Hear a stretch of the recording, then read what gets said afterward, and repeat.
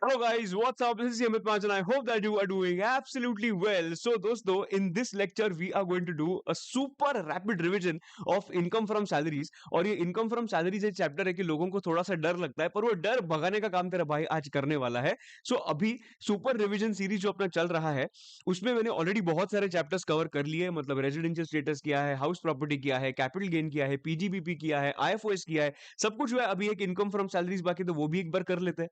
चलो स्टार्ट करते हैं. But before starting I want to tell you that if you are new to this channel, please don't forget to hit a subscribe button, hit the like button, because हम लोग अभी super 75 sessions लाएंगे, marathon लाएंगे, सब कुछ लाने वाले हैं. तो बहुत मजेदार तरीके से हम लोग पूरा पढ़ाई कंप्लीट करेंगे और टैक्स में एग्जाम्पशन लाएंगे. चलो शुरू करते हैं.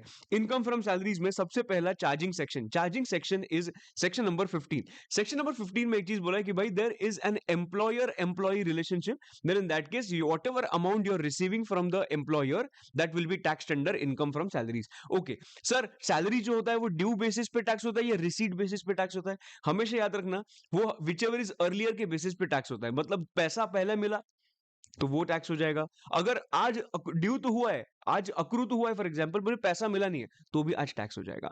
सो ये ड्यू और रिसीट विचएवर इज अर्लियर के बेसिस पे बेसिकली टैक्स हो जाता है. Let's come to the main point कि एक छोटा सा पॉइंट में डिस्कस करता हूं. Advance salary and advance against salary करके कॉन्सेप्ट है. देखो, एडवांस सैलरी मतलब क्या? आगे के महीनों का सैलरी मुझे आज मिल गया, that is advance salary. But advance against salary क्या होता है मालूम है? मुझे आगे के महीनों के अगेंस्ट लोन आज मिल गया. मतलब मैं एम्प्लॉयर के पास जाता हूं और एम्प्लॉयर को बोलता हूं कि मुझे पैसा चाहिए, मुझे पैसा एडवांस में चाहिए. तो ये जो पैसा तुम लोग मुझे दोगे ना, ये किसके अगेंस्ट? सिक्योरिटी का है एम्प्लॉयर के पास. एम्प्लॉयर के पास सिक्योरिटी है आगे के 2-3 महीने का सैलरी. नाउ कैन आई से this is the advance which I received against the salary? Yes. अगर मैंने वो एडवांस का रीपेमेंट नहीं किया तो वो सैलरी रख देंगे, देंगे ही नहीं मुझे. So this advance against salary is like a loan, is like a loan. So understand the difference between advance salary and advance against salary, right? Advance salary is normal salary, advance against salary is loan, not a salary. ठीक है, perfect. हम लोग अभी आगे बढ़ते हैं with the next part, that is main point, basic salary. Sir basic salary तू कौन सा भी नाम ले, वेजेस ले, सैलरी ले, बेसिक सैलरी ले, कुछ भी ले, everything is going to be taxable दोस्त.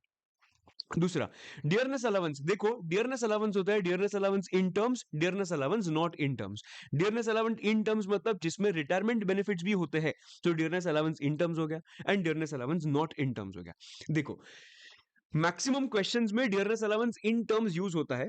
बट अगर टैक्सेबिलिटी का बात किया कि dearness allowance in terms and not in terms, दोनों टैक्सेबल होता है. जो मुझे डियरनेस अलाउंस मिलता है, to basically it is an extra amount given by the employer to beat the inflation effect, right? Okay, तो डियरनेस अलाउंस कौन सा भी हो, इन टर्म्स हो या नॉट इन टर्म्स हो, everything and everything is going to be taxable. Super. उसके बाद कमीशन, वो टर्नओवर कमीशन हो, कौन सा भी कमीशन हो, it is going to be taxable. Sir bonus मिला तो देखो, बोनस भी टैक्सेबल होता है, but the point is bonus जब भी रिसीव होता है ना, वो रिसीट बेसिस पे टैक्स होता है, कभी भी ड्यू बेसिस पे बोनस टैक्स नहीं होता है. This is your point number 4. Advance salary मैं तुम लोगों को बोला था कि ड्यू और receipt which ever is earlier के बेसिस पे जो एडवांस में पैसा मिला है, मुझे वो टैक्स देना पड़ेगा. बट ऑफ कोर्स एक चीज याद रखना, अगर आज मुझे नेक्स्ट ईयर के कौन से मंथ का सैलरी मिला होगा, देन इन दैट केस आज तो टैक्स हो जाएगा, पर नेक्स्ट ईयर वापस जब वो अक्रू होगा तभी वापस टैक्स नहीं होगा. लॉजिकल बात है. जाते हैं नेक्स्ट पे, ग्रेचुइटी. मेन पॉइंट, ग्रेचुइटी मतलब क्या? Gratuity is basically a voluntary payment which is made by the employer to the employee in terms of ना कि तू एक लॉयल आदमी है, एक काम करते हैं, लॉयल आदमी है, तुझे अप्रिसिएशन करना है, then in that case gratuity pay करता है एम्प्लॉयर टू द एम्प्लॉय. बराबर, तू 5 साल 6 साल है कंपनी में, क्या बात है, अप्रिसिएशन, तो ग्रेचुइटी पे किया. अगर एम्प्लॉयर ने ग्रेचुइटी पे किया है एम्प्लॉय को, अगर एम्प्लॉयर ने ग्रेचुइटी पे किया है एम्प्लॉय को, देन इन दैट केस देखो कि वो ग्रेचुइटी कभी मिला है. If you have received the gratuity during the employment, if you have received the gratuity during the employment, समझना everything is going to be taxable, be it government employee or be non government employee. During the employment gratuity is always taxable. But अगर वही gratuity मुझे at the time of retirement मिला है, at the time of retirement मिला होगा, then in that case देखो कि whether you are a government employee or you are not a government employee. If you are a government employee, then in that case it is exempt from tax. But if you are not a government employee, there are two parts. Number one, covered under POGA, Payment of Gratuity Act, or not covered under POGA. अगर covered under POGA होगा तो amount of exemption will be lowest of the following. क्या है? एकदम simple, 20 lakh rupees amount of gratuity received, और 15/26 into salary per month, मतलब उनको क्या बोलना है, आधे महीने का सैलरी। तो सैलरी पर मंथ लो, इंटू 15/26 करो, मतलब पर ईयर मुझे आधे महीने का सैलरी का एग्जाम्पशन मिलेगा। ऐसे मैंने कितने साल स्पेंड किए, so number of years of completion of service. Understanding? तो विच एवर इज लोअर का जो पार्ट आएगा ना, this is the amount of exemption. For example the lowest वाला पार्ट आता है 10 lakhs, और मुझे ग्रेचुइटी मिला है for example 30 lakhs, then in that case 30 lakhs minus 10 lakhs, so 20 lakhs is going to be your taxable gratuity. This is the amount of exemption दोस्तों, this is not the amount of tax, हाँ, this is the amount of exemption. Okay, वापस बोलता हूं मैं, देखो eight the time of during the employment मिला तो taxable, eight the time of retirement मिला तो इट कैन बी एग्जाम्प्ट, पर देखा जाएगा तो कौन सा एम्प्लॉय है।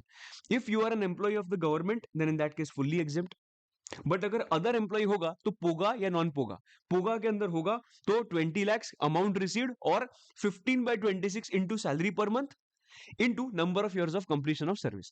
उसके बाद sir not covered under POGA होगा, तो नॉट कवर्ड अंडर पोगा होगा, then in that case first दो पार्ट सेम रहते हैं, 20 lakhs actual amount received it will exactly be the same, और इधर चेंज क्या होता है मालूम है, उधर जो 15/26 था पोगा में, वो इधर 1/2 हो जाता है, इनटू उधर जो सैलरी पर मंथ था इधर बन जाता है एवरेज सैलरी पर मंथ, बाकी इनटू करूंगा number of years of completion of service. इधर भी आधा महीने का सैलरी उन्होंने टैक्स किया, पर उधर आधा महीना मतलब 15/26 था, इधर आधा महीना मतलब 1/2 है। उधर आधा महीना मतलब 15/26 इंटू सैलरी पर मंथ था, इधर 1/2 into average salary per month है ना। हम लोगों को दोनों का देखना पड़ेगा कि सर ये सैलरी पर मंथ क्या होता है and number of years of completion of service क्या होता है। सबसे पहले हम पोगा का स्टार्ट करते हैं। पोगा के केस में सैलरी पर मंथ मतलब देखो जो टाइम पे तुम लोग रिटायर हो रहे हो उसके पीछे देखना, पीछे पीछे लेटेस्ट बेसिक सैलरी पर मंथ क्या है एंड लेटेस्ट डियरनेस अलाउंस क्या है। बट डियरनेस अलाउंस में याद रखना इधर बोथ कवर होता है, याद रखना, ठीक है। डियरनेस अलाउंस इन टर्म्स हो या नॉट इन टर्म्स हो that does not matter, everything will be included. तो वो कहने से सैलरी पर मंथ मतलब जो लेटेस्ट पीछे का मंथ था, जो पीछे का मंथ था रिटायरमेंट के पहले, तभी तेरा बेसिक सैलरी कितना था, तभी तेरा डियरनेस अलाउंस कितना था, दोनों, तो वो ऐड करके मुझे एक महीने का सैलरी मिलेगा। अंडरस्टैंडिंग? तो सैलरी पर मंथ सॉर्ट हो गया 15/26 इंटू सैलरी पर month into number of years of completion of service. Number of years of completion of service में अगर मैंने सर स्पेंड किया होगा 1 year 2 months in the company, तो I will consider this as 1 year। 1 year 7 months in the company, I will consider this as 2 years। 1 year 6 months in the company, I will consider this as 1 year not 2 years। Understanding? एकदम मस्त। Okay, अभी non पोगा में आते हैं। Non पोगा के case में क्या था, 1/2 into average salary per month. अभी एवरेज सैलरी के लिए ना अपने पास एक टेक्निक है, कैसे याद रखने का। एवरेज सैलरी मतलब जो बीडी मारते हैं उनको बोलने का टेक केयर। क्या है, जो बीडी मारते हैं उनको बोलने का टेक केयर, जो लोग बीडी मारते हैं उनको बोलने का टेक केयर। सिर्फ बीडी क्या है, बी मतलब बेसिक सैलरी, डी मतलब डियरनेस अलाउंस, बराबर। अभी देखो, बी मतलब बेसिक सैलरी, डी मतलब dearness allowance, and take care मतलब क्या, टर्नओवर कमीशन। जो बीडी मारने वाले को बोलेंगे टेक केयर, ठीक है। अभी बी मतलब क्या होता है, usually and normally in all the cases 95% of the cases तेरा बीडी टेक केयर ही आएगा फॉर्मूले में, राइट। सो बी मतलब बेसिक सैलरी, डी मतलब dearness allowance in terms only, and T C मतलब टर्नओवर कमीशन। बट ये मुझे कभी करना है मालूम है, ये करना है एवरेज करना है for last 10 months। So BD take care का लास्ट 10 months का एवरेज होगा, मतलब जो दिन पे तुम लोग रिटायर हुए हो उसके पिछले 10 महीने का बेसिक सैलरी ऐड करो, डियरनेस अलाउंस ऐड करो, टर्नओवर कमीशन ऐड करो। 10 महीने का मिल गया ऐड करने के बाद upon 10 you will get the answer for average salary per month. हम लोगों को सिर्फ एवरेज सैलरी हम लोगों को पर मंथ निकालना, राइट। तो अपॉन 10 करने मत भूलना, ठीक है। सिर्फ 10 महीने का कंप्यूट मत करना, हम लोगों को अल्टीमेटली एक महीने का ही चाहिए, ठीक है। ये हो गया एवरेज सैलरी पर मंथ बीडी टेक केयर वाला, लास्ट 10 months का एवरेज, ठीक है। उसके बाद number of years of completion of service भी था 1/2 इंटू एवरेज सैलरी पर month into number of years of completion of service. इसमें उन्होंने सीधा बोल दिया इग्नोर द फ्रैक्शंस। फ्रैक्शन को इग्नोर करना हम लोगों को नहीं चाहिए फ्रैक्शन। 1 year 2 months क्या होगा तो 1 year, 1 year 7 months क्या होगा तो 1 year, 1 year 6 months क्या होगा तो 1 year। एकदम झकास, एकदम चकाचक, एक नंबर आगे बढ़ता है। पेंशन, पेंशन क्या होता है, अभी तक क्या क्या देखा हम लोग ने, बेसिक सैलरी देखा, डियरनेस अलाउंस देखा, बोनस देखा, कमीशन देखा, एडवांस सैलरी देखा, ग्रेचुइटी देखा, बराबर। अभी देखते हैं पेंशन। पेंशन में दो टाइप्स के पेंशन होते हैं। नंबर 1 अनकम्यूटेड पेंशन, और दूसरा आता है कम्यूटेड पेंशन। अनकम्यूटेड पेंशन मतलब क्या, देखो पेंशन जो होता है ना, कभी कभी मुझे पीरियोडिकली पे किया जाता है एम्प्लॉयर से, और मुझे पेंशन लमसम पे किया जाता है एम्प्लॉयर से। अगर मुझे कौन सा भी पेंशन पीरियोडिकली पे किया गया है then in that case it is going to be taxable. मतलब अगर मुझे मंथली, क्वार्टरली, 6 मंथली, ईयरली अगर ऐसा कुछ पे किया है ना, then in that case it is going fully and fully going to be taxable, be it government employee, non government employee. ठीक है, बट अगर मुझे एक साथ दे दिया, भाई ले, ये ले पेंशन तेरा, तो ये जो अगर एम्प्लॉयर ने ऐसा किया होगा ना, तो वो लमसम पेंशन को बोलते हैं कम्यूटेड पेंशन। जो मुझे पीरियोडिकली मिलता है उसको बोलते हैं अनकम्यूटेड पेंशन। बराबर, लमसम मतलब कम्यूटेड पेंशन। ठीक है, इसमें गलती मत करना। अनकम्यूटेड मतलब क्या? अनकम्यूटेड मतलब जो पीरियोडिकली दिया है, कम्यूटेड मतलब लमसम दिया है। ठीक है, कम्यूटेड पेंशन का सेम है जैसे हम लोग ने ग्रेचुइटी में देखा था। अगर कम्यूटेड पेंशन मिला होगा लमसम, तो देखो गवर्नमेंट एम्प्लॉय को मिला है या नॉन गवर्नमेंट एम्प्लॉय को मिला है। If it is received by government employee it is fully exempt from tax, but if it is received from other than government employee, then in that case देखो कि उसको वो जो इसको पेंशन मिल रहा है उसको ग्रेचुइटी मिलता है क्या, या ग्रेचुइटी नहीं मिलता है? अच्छा, उसको ग्रेचुइटी मिलता है क्या? तो एक काम करो, amount of exemption is equal to total pension into 1/3। Total pension into 1/3। Sir how to identify total pension? मैं तुम लोगों को बताता हूँ टोटल पेंशन कैसे आइडेंटिफाई करना है। देखो, मैं और ऐसा ही आइडेंटिफाई करना सैलरी के अंदर, कभी भी गलती से commuted pension plus uncommuted pension is equal to total pension ऐसा मत करना। कम्यूटेड पेंशन का उन्होंने बोला होगा कि कितना परसेंट टोटल पेंशन में से कितना परसेंट कम्यूटेड पेंशन है।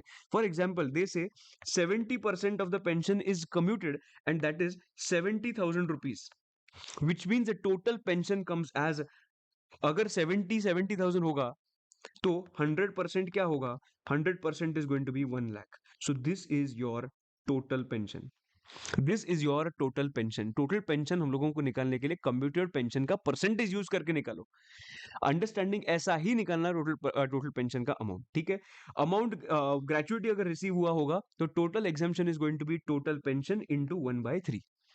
बराबर, बट अगर ग्रेचुइटी रिसीव नहीं हुआ होगा then in that case total pension into 1/2। Understanding पक्का? सो ये मेरा एग्जाम्शन का बात हुआ, ये मेरा एग्जाम्शन का बात हुआ। वापस हम लोग बोलते हैं, अगर मुझे अनकम्यूटेड पेंशन मिला है दोस्तों, then in that case it is fully and fully taxable. But अगर वही मुझे कम्यूटेड पेंशन मिला होगा तो देखो कि वो कम्यूटेड पेंशन किसको मिला है। गवर्नमेंट एम्प्लॉय को मिला होगा तो fully and fully exempt, but अगर अदर देन गवर्नमेंट एम्प्लॉय को मिला होगा तो देखो उसको ग्रेचुइटी मिलता है या ग्रेचुइटी नहीं मिलता है। अगर ग्रेचुइटी मिलता है तो total amount of exemption is equal to total pension into 1/3, and अगर ग्रेचुइटी नहीं मिलता है then in that case total pension into 1/2। How to identify total amount of pension? Total commuted pension लेने का upon percentage of commuted pension, मतलब 70,000 upon 70%, मतलब कितना? 0.7। कितना है आंसर? 1 लाख रुपीज। करेक्ट है। ये आंसर लेने के बाद ना बहुत सारे लोग क्या करते हैं ना, ये इतना ही छोड़ देते हैं, ये इतना ही छोड़ देते हैं, आंसर आ गया, अरे भाई ऊपर भी है, अनकम्यूटेड पेंशन भी था, तो वो भी हम लोगों को ऐड करना पड़ेगा। देखो अगर ग्रेचुइटी रिसीव्ड के केस में अगर टोटल अमाउंट ऑफ एग्जाम्शन आया, समझ समझ एग्जाम्शन आया है 20,000 रुपीज, बराबर, और टोटल जो मुझे पेंशन मिला है दैट इज 80,000 रुपीज, तो 80,000 में से 20,000 माइनस करेंगे तो I will get 60,000 rupees. But this is only commuted pension, don't forget to add uncommuted pension and make it enter into the computation. ये लोग क्या करते हैं ना, भूल जाते हैं, बिकॉज इधर उन्होंने ऑलरेडी बहुत सारा मेहनत कर लिया होता है, तो वो लोग भूल जाते हैं अनकम्यूटेड पेंशन भी था टैक्सेबल, तो वो भी ऐड करना मत भूलना तेरे कंप्यूटेशन। ठीक है, उसके बाद हम लोग आगे बढ़ते हैं with the next part that is leave salary. एकदम सिंपल है लीव सैलरी। लीव सैलरी मतलब क्या? टोटल मुझे 600 डेज का लीव्स दिए हैं, 600 ज्यादा हो गया, 600 नहीं, मुझे टोटल 30 डेज का लीव्स दिए हैं साल में, और मैंने सिर्फ 10 दिन का लीव यूटिलाइज किया। सो कैन आई से अनयूटिलाइज्ड लीव्स आर 10 डेज। जो भी अनयूटिलाइज लीव्स है 10 डेज के लिए दोस्तों, ये 20 डेज जो, सॉरी, 30 डेज टोटल था, 10 डेज मैंने यूटिलाइज किया, 20 डेज अभी भी अनयूटिलाइज्ड है। मैं एम्प्लॉयर के पास जा सकता हूँ और बोल सकता हूँ कि भाई ये 20 डेज मैंने कुर्सी गर्म किया है, छुट्टी देनी चाहिए थी, छुट्टी मिलनी चाहिए थे, पर मैं इधर आके कुर्सी गर्म कर रहा था, इसकी वजह से 20 डेज का मुझे पैसा चाहिए। I want to encash these leaves which I could not take, right? This is called as leave cash and leave encashment, right? So leave salary भी उसको बोलते हैं। So encashment of unutilized leaves by the employees, बराबर? अगर वो मुझे मिला होगा during the employment that is fully taxable for all employees. याद रखना, ग्रेचुइटी भी ड्यूरिंग एम्प्लॉयमेंट मिला फुल्ली टैक्सेबल, लीव सैलरी भी ड्यूरिंग द एम्प्लॉयमेंट मिला फुल्ली टैक्सेबल। अगर मुझे वो eight the time of retirement मिला होगा दोस्तों, तो देखो कि वो गवर्नमेंट एम्प्लॉय को मिला है या नॉन गवर्नमेंट एम्प्लॉय को मिला है। अच्छा, वो गवर्नमेंट एम्प्लॉय को मिला होगा तो फुल्ली एग्जेम्प्ट। अच्छा, वो अगर नॉन गवर्नमेंट एम्प्लॉय को मिला होगा तो lowest of the four is going to be exempt. Sir lowest क्या होगा? देखो, number one, amount, actual amount received, मतलब जितना तुम लोगों को ग्रेचुइटी, जितना तुम लोगों को लीव एनकैशमेंट मिला है, that is one point, that is your point number one, वो ले लो। दूसरा, maximum 25 lakhs, maximum 25 lakhs, I think last attempt या लास्ट टू लास्ट अटेम्प्ट में चेंज हुआ था, आई थिंक पहले 3 lakhs था, अभी वो 25 lakhs हो गया। Actual amount received maximum 25 lakhs। Leave credit into average salary per month and 10 months into average salary per month. सबसे ऊपर एक्चुअल अमाउंट मिला कितना? Second, maximum 25 lakhs। अभी leave credit into average salary पर मंथ क्या होता है वो हम लोगों को आइडेंटिफाई करना पड़ेगा। ये दो चीज हम लोगों को आइडेंटिफाई करनी है पूरे अमाउंट में, बिकॉज देखो इसमें तो नो ब्रेनर है, इसमें क्या आइडेंटिफाई करेगा? वो दिया होगा। इसमें भी नो ब्रेनर है, इसमें भी क्या करेगा? 25 lakhs तो वैसे ही लेना है। सोचना, एक कंप्यूट दो ही चीज करनी है, एक लीव क्रेडिट और दूसरा एवरेज सैलरी पर मंथ। इसमें भी नो ब्रेनर है 10 months में, और एवरेज सैलरी पर मंथ हम लोग वैसे भी आइडेंटिफाई कर रहे हैं। मतलब लीव एनकैशमेंट के केस में सिर्फ दो चीजें हम लोगों को आइडेंटिफाई करनी पड़ती है, that is leave credit and average salary per month. अभी ये जो लीव क्रेडिट होता है ना, बेसिकली 20 days कैसे हम लोग ने आइडेंटिफाई किया? That is the credit you have, right? पर हम लोगों को अभी आइडेंटिफाई करना है पूरे, मतलब तूने जितना भी साल काम किया है वो पूरे साल में तूने ऐसे कितने अनयूटिलाइज लीव्स थे, वो हम लोगों को उसका क्रेडिट निकालने का है। इसका सिंपल एग्जांपल ये देखो, मैंने बाजू में लिखा है। एम्प्लॉयमेंट टोटल था 20 साल का, 20 years का। Every year 30 days I use to get okay. So total leaves available कितना हो गया? 20 years इंटू 30 days comes to 600 days। Sir utilize कितना किया? यूटिलाइज किया 120 days। सो अनयूटिलाइज्ड कितना है? 480 days। सो कहने से इतना कुर्सी गर्म किया मैंने पूरे 20 साल में, तो I am asking for the encashment for 480 days now. But they are saying that leave credit जो आइडेंटिफाई करोगे वो डेज में मत करना, लीव क्रेडिट आइडेंटिफाई करना मंथ्स में। सो अगर मुझे मंथ्स में लीव क्रेडिट चाहिए, सो 480 अपॉन 30 करने के बाद मुझे 16 आंसर मिलेगा, and 16 is the leave credit in terms of months, right? So मैं इधर लाऊंगा leave credit that is 16 into average salary पर मंथ। एवरेज सैलरी पर मंथ क्या होगा? एवरेज सैलरी पर मंथ इज,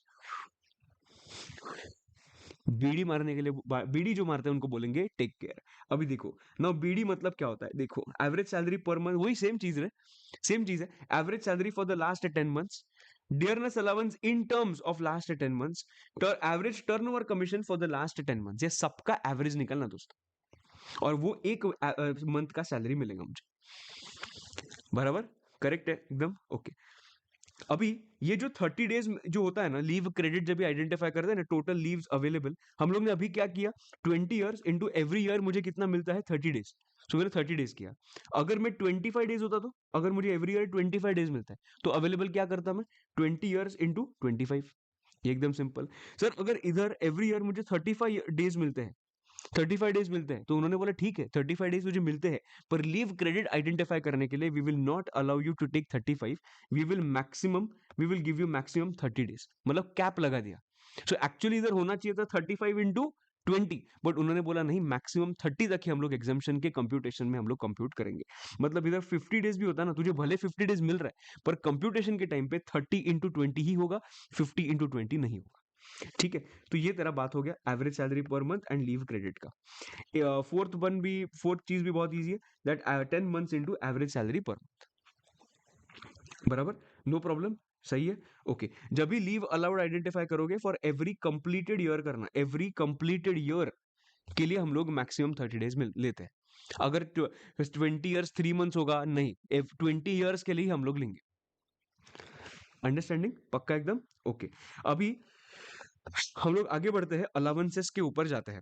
अलाउंसेस जो होता है वो अलाउंसेस क्या होता है? देखो अलाउंसेस में there are certain allowances which are, okay मुझे मिला पैसा, अलाउंस मिला, अलाउंस मिलने के बाद उसका टैक्सेबिलिटी क्या होता है? It will be added to my salary, but they are giving me certain exemptions to those allowances. तो वो अलाउंसेस के एग्जम्पशंस ना, टोटल तुम लोगों को बोलो कि टोटल 3 टाइप्स के अलाउंसेस के बोला है उन्होंने। नंबर 1, अलाउंसेस फिक्स्ड एग्जम्पशन है, भाई तुझे इतना ही एग्जम्पशन मिलेगा, तुझे कितना भी कमा तुझे इतना ही एग्जामेशन मिलेगा। This is the first point. Second point दूसरा क्या है, तेरा एक्चुअल स्पेंडिंग पे अलाउंसेस है, मतलब तुझे अलाउंस मिला, तूने अगर अलाउंस 10,000 मिला, यू स्पेंट 8,000, तो तुझे एग्जामेशन कितना मिलेगा, 8,000 का। तो इधर फिक्स नहीं है एक्चुअल स्पेंडिंग।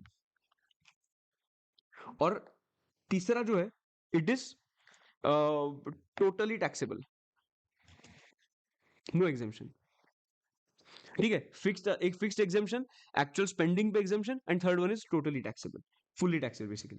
ओके, नाउ हम लोग सबसे पहले बात करते हैं फिक्स्ड एग्जामेशन का, कि इतना ही एग्जामेशन मिलेगा। इसके लिए अपने पास क्या है, मेमोरी टेक्निक है। आई होप तुम लोग ने सैलरी का मेमोरी टेक्निक देखा है, बट अभी और एक बार हम लोग को मेमोरी टेक्निक देखते हैं। देखो, एक बंटी है और वो ब्लाइंड है, वापस बोल रहा हूँ, वो बंटी है, वो ब्लाइंड है, वो बीईएसटी में काम करता है। अभी मुंबई में बीईएसटी, स्टेट ट्रांसपोर्ट अंडरटेकिंग, क्या बोला मैंने, स्टेट ट्रांसपोर्ट अंडरटेकिंग, वो बीईएसटी में काम करता है, जिधर 10,000 एम्प्लॉइज काम करते हैं। But due to Covid restriction only 70% people come to office. किधर, स्टेट ट्रांसपोर्ट अंडरटेकिंग में, राइट। 10,000 एम्प्लॉइज काम करते हैं, 70% कम टू ऑफिस। उसके बाद उसने सोचा है काम करते हैं हम लोग एक एजुकेशनल इंस्टीट्यूशन में जाके सीखना चालू करते हैं और ये एक जॉब छोड़ देते हैं। तो इसके वजह से बंटी ने क्या किया, टैक्सी रुकाया और बीएसटी में रेजिग्नेशन दे दिया। टैक्सी रुकाया, टैक्सी रुकाने के बाद वो भाई गया एजुकेशनल इंस्टीट्यूशन में। और जब भी टैक्सी का भाड़ा पूछा, उन्होंने बोला टैक्सी का भाड़ा हुआ 3,200 रुपीज। माँ कसम, 3,200 रुपीज ही हैड टू स्पेंड। अभी क्या हुआ मालूम है, बंटी ने 3,200 उनको दे दिया, बराबर। एजुकेशनल इंस्टीट्यूशन में रिसेप्शनिस्ट थी, तो उधर पूछा एजुकेशनल इंस्टीट्यूशन के रिसेप्शनिस्ट को कि ये एजुकेशन लेना होगा तो कितना है एडमिशन फी। तो उन्होंने बोला एजुकेशन का ये जो इंस्टीट्यूशन है उसका जो फी है वो है 100 रुपीज पर मंथ। उन्होंने बोला क्या बात है यार, कितना अच्छा है, कितना अच्छा चीज है कि 100 रुपीज पर मंथ में एजुकेशन मिलता है करके। तो ठीक है, नो प्रॉब्लम। अभी उसने पूछा इधर कुछ रहने का व्यवस्था है क्या, तो हाँ, रिसेप्शनिस्ट ने बोला आपके पास दो ऑप्शन है। ऑप्शन नंबर वन, इधर से 200 मीटर दूर जाओ, इधर से 200 मीटर दूर जाओ, आपको एक ट्राइबल एरिया मिलेगा। क्या मिलेगा, ट्राइबल एरिया। ये जो ट्राइबल एरिया होगा ना, वो किधर जाना पड़ेगा आपको, 200 मीटर्स दूर जाना पड़ेगा। बट अगर आपको इतना ट्राइबल एरिया में नहीं रहना होगा, then in that case you can do one thing, you can go underground for 800 steps. तो मैं क्या करूंगा, अंडरग्राउंड जाऊंगा 800 स्टेप्स। अगर मैं अंडरग्राउंड 800 स्टेप्स गया तो मुझे एक हॉस्टल मिलेगा, और हॉस्टल में आपको रहने के लिए रहने का इंतजाम हो जाएगा। तो I went down 800 steps and hostel में जाके इंक्वायरी किया और पूछा कितना पैसा लगेगा। तो उसने बोला कि 300 रुपीज पर मंथ लगेगा। मैंने बोला कि यार एजुकेशन का 100 रुपीज बोल रहे हैं वो, तो आप बोल रहे 300 रुपीज हॉस्टल का रहने का लगेगा। उन्होंने बोला हमारे यहाँ ऐसा ही है। मैंने बोला ठीक है यार, चलेगा। अभी देखो क्या है, मैं वापस बोल रहा हूँ क्या है। एक बंटी है, वो ब्लाइंड है, वो बीईएसटी में काम करता है, which mean state transport undertaking में काम करता है, जिसमें 10,000 लोग काम करते हैं, जिसमें 70% of the people come to office. उन्होंने टैक्सी रुकाया, टैक्सी रुकाने के बाद 3,600 का भाड़ा हुआ, मतलब बेसिकली अमाउंट लगा 3,200, सॉरी, 3,200 का भाड़ा लगा। He went into educational institution, he enquired about the educational institution का fees, they said 100 rupees per month. रहने के लिए दो ऑप्शंस थे, 200 मीटर्स दूर जाओ ट्राइबल एरिया में, और 800 स्टेप्स नीचे जाओ to hospital, hostel hostel hostel hostel to hostel. So he said कि चलो एक बार देखते हैं 200 मीटर्स दूर जाके ट्राइबल में कैसा है। उसको अच्छा नहीं लगा, इसके वजह से वो 800 स्टेप्स नीचे जाके अंडरग्राउंड जाके हॉस्टल में गया, और पूछा तो उसने बोला कि 300 रुपीज पर मंथ लगेगा रहने का खर्चा। नाउ ये जो मैंने बताया ना, ये पूरा का पूरा तुम लोगों का इधर कवर हो जाएगा। देखो, children education allowance, can you tell me education का कितना था अमाउंट, 100 रुपीज दिया था ना। तो इधर देखो, मैक्सिमम 100 पर चाइल्ड, मैक्सिमम 2 चिल्ड्रन। उसके बाद हॉस्टल में कितना पैसा था, 300। सो हॉस्टल अलाउंस का कितना आएगा, मैक्सिमम 300 पर मंथ। कम्यूटेशन और ट्रांसपोर्ट अलाउंस, ट्रांसपोर्ट के लिए उन्होंने कितना पैसा दिया था, 3,200 रुपीज दिया था। सो देखो, 3,200 पर month, but this is applicable only in case of blind, deaf, handicapped and dumb, इसलिए मैंने बंटी को ब्लाइंड कंसिडर किया था। उसके बाद अंडरग्राउंड वो कितना गया था, अंडरग्राउंड गया था 800 मीटर, 800 स्टेप्स, मतलब maximum 800 per month. Tribal area कितना दूर था, 200, मतलब tribal area allowance is maximum 200 per month. Allowance to employees of transport undertaking, BEST was transport undertaking, उधर कितने लोग थे, 10,000, कितने लोग आते थे, 70%। देखो, 70% ऑफ द अलाउंस और 10,000 per month, which ever is lower. ये तेरा पूरा का पूरा कंप्लीट होता है फिक्स्ड अमाउंट का एग्जाम्पशन। उसमें और एक चीज है, that is house rent allowance. तुम लोगों को समझा कि नहीं, तुम लोगों को अच्छा लगा कि नहीं, तो तुम लोग ने अब तक लाइक नहीं किया, ऐसा कैसे चलेगा, ऐसे कैसे चलेगा। अभी हम लोग आगे बढ़ते हैं, हाउस रेंट अलाउंस। देखो, अच्छा लगा होगा तो अच्छी चीजें लाइक करनी चाहिए, क्या बोलते हो? मुझे तो ऐसा लगता है। What do you think? Because भगवान तो दिख रहा है, भगवान बोल रहा है कि यार इतना तुम लोग इतना कंज्यूम कर रहे हो, तुम लोग लाइक नहीं कर रहे हो, सब्सक्राइब नहीं कर रहे हो, कैसे चलेगा रे? House rent allowance, house rent allowance में क्या है? एम्प्लॉयर तुझे एक पैसा देता है, तुझे कुछ पैसा देता है हाउस रेंट पे करने के लिए, राइट? तो ये जो हाउस रेंट अलाउंस होता है उसका गवर्नमेंट तुझे एग्जाम्पशन देता है, ठीक है? एक मिनट, मैं इसको इधर वो इधर लेके आता हूँ, वो ठीक है ना? ओके। हाउस रेंट अलाउंस में दे सेट कि तुझे कितना एग्जाम्पशन मिलेगा मालूम है? Lowest of the three you will get the exemption. If you are staying in a metro city मतलब स्पेसिफिकली बोला है मुंबई, दिल्ली, चेन्नई, कोलकाता, यही मेट्रो सिटीज है। तो 40% मेट्रो सिटीज होंगे तो 50% ऑफ सैलरी, बराबर। अगर तू मेट्रो सिटीज में नहीं होगा तेरा घर, then in that case 40% of salary. Now what is the meaning of salary? बीडी take care, basic plus dearness allowance in terms and turnover commission, right? Metro होगा तो 50, नॉन मेट्रो होगा तो 40। बाद में आता है actual amount received and rent paid minus 10% of salary. Sir 10% of salary मतलब क्या? Basic plus dearness allowance in terms and turnover commission, right? Perfect एकदम। सो ये तेरा विच एवर इज लोअर अगर तुम लोग ने किया तो तुम लोगों को आंसर मिल जाएगा। ओके, अभी तुम लोग काम कर सकते हो, वीडियो पॉज करो, वीडियो पॉज करने के बाद एक बार तीन चीज पढ़ो, याद करो एंड देन रिज्यूम करके आगे बढ़ो। ओके, उसके बाद ये हम लोग बात करते हैं exemption on the basis of actual spending. Actual spending के बेसिस पे एग्जाम्पशन मिलता है मतलब क्या? अभी समझो, इसके लिए भी मेरे पास है H D R cut. H D R cut मतलब क्या? एच मतलब क्या? एच मतलब हेल्पर अलाउंस और for office purpose of course. D मतलब क्या? डेली अलाउंस, डेली अलाउंस इधर आ गया। आर मतलब रिसर्च अलाउंस और academy allowance, right? H D R cut. C मतलब कन्वेयंस अलाउंस, यू मतलब यूनिफॉर्म अलाउंस, टी मतलब ट्रैवलिंग अलाउंस, बराबर एकदम। So H D R cut जो होता है, एच डी आर कट का पॉइंट ऐसा है कि अगर जो भी अलाउंस मिला होगा सबसे पहले वो इनकम में ऐड होगा, for example 10,000, but if I spend 10,000 so it will be 10,000 minus 10,000, so nil will be taxable. Easy. अगर मैंने 8,000 स्पेंड किया होगा तो 8,000 माइनस होगा, ठीक है? और ये जो अदर अलाउंस है ना, जो ऊपर फॉल नहीं होते, वो सब अदर अलाउंसेस इसमें फॉल हो जाएंगे। ये अदर अलाउंस के मैंने थोड़े एग्जांपल्स दिए हैं। Number 1, telephone allowance is also other allowance, इसमें कुछ भी एग्जाम्पशन नहीं है। मेडिकल अलाउंस होगा, उसमें भी कुछ भी एग्जाम्पशन नहीं है। Whatever you will receive, everything is going to be taxable. Understanding easy एकदम। चलो हम लोग अभी आगे बढ़ते हैं with the next part, that is provident fund, students का फेवरेट। अभी प्रोविडेंट फंड के लिए अपने पास ये भी अवेलेबल है, क्यूआर कोड भी अवेलेबल है अपने रैपिडर के बुक में, ठीक है?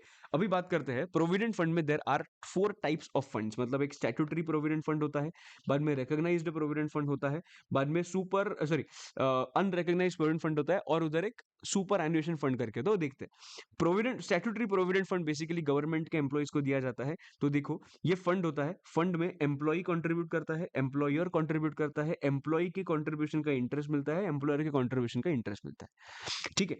अभी देखो, एम्प्लॉय ने खुद अगर कुछ कंट्रीब्यूट किया होगा, देन उसको एटीसी के अंदर डिडक्शन मिल जाएगा। अगर एम्प्लॉयर ने अगर एम्प्लॉय के लिए खर्चा किया होगा, तो एक्चुअली एम्प्लॉय के लिए वो बेनिफिट है, राइट? क्योंकि एम्प्लॉयर मेरे लिए खर्चा कर रहा है, तो भी ये एग्जाम्प्ट किया गया, ये मेरे हाथ में टैक्सेबल नहीं होगा।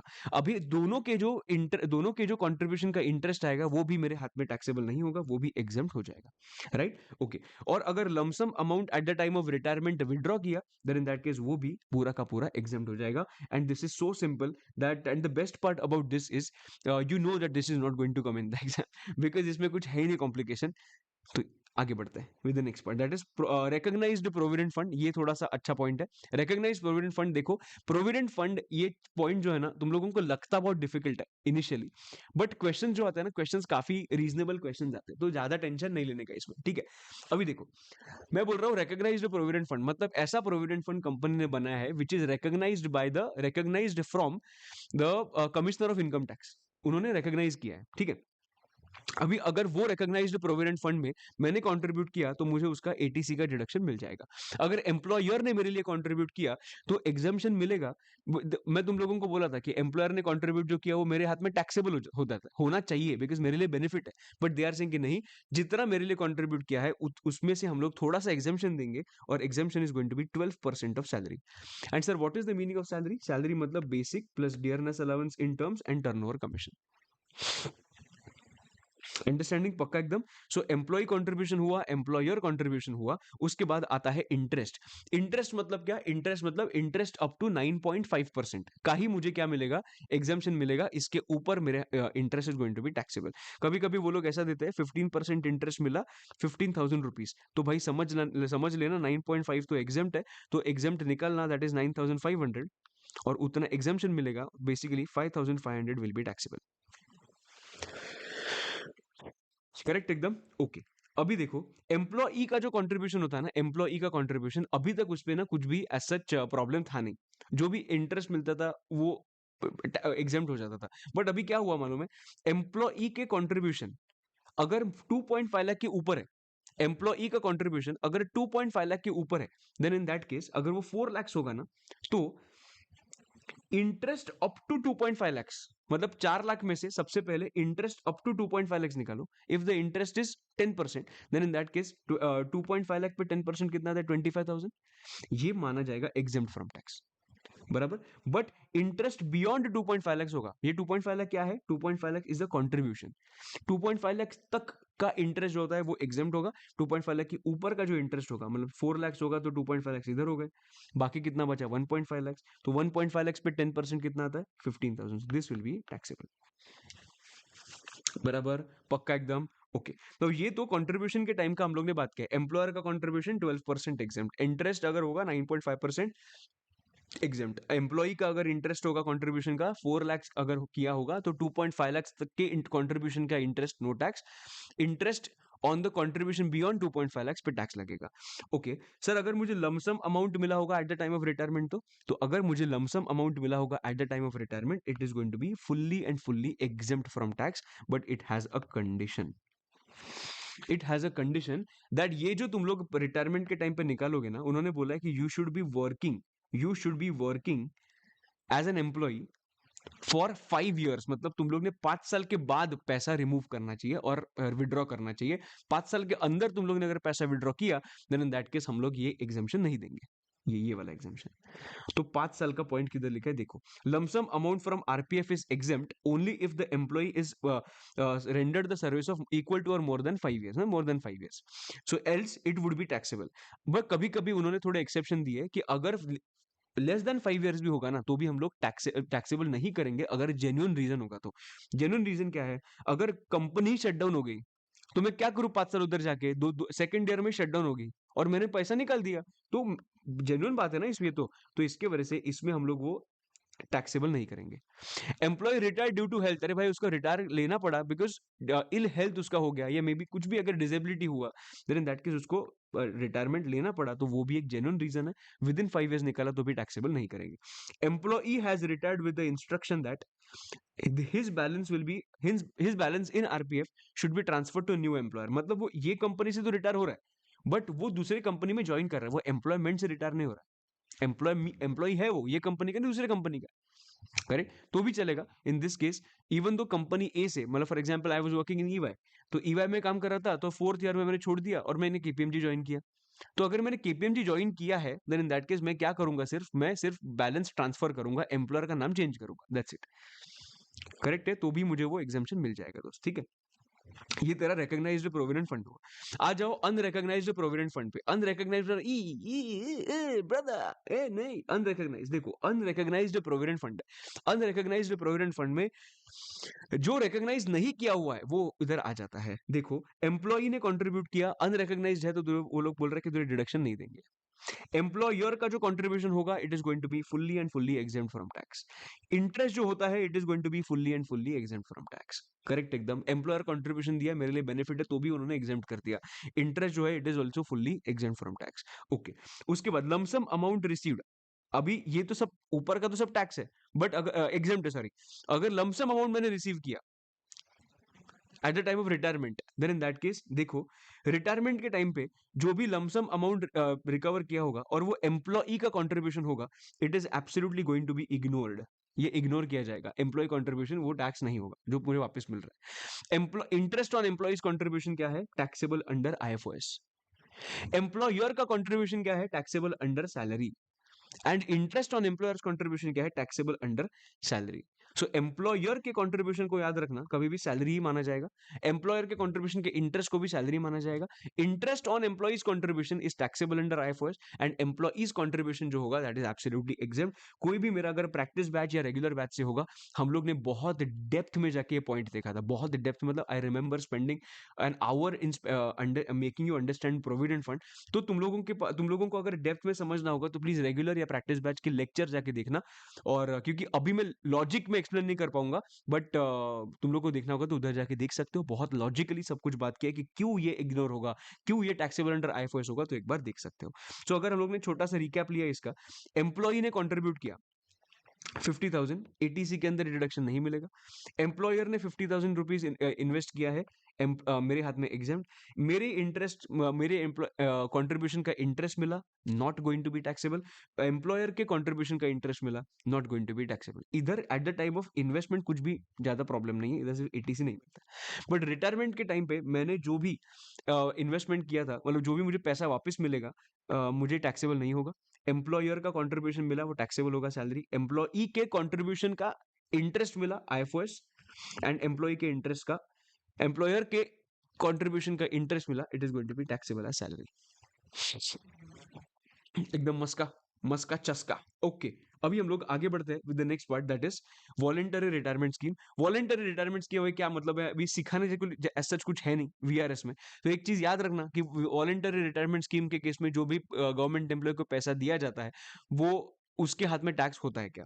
देखो एग्जाम्पशन मिलेगा, अभी ये रट्टा ही मारना पड़ेगा दोस्तों लोग तुझे।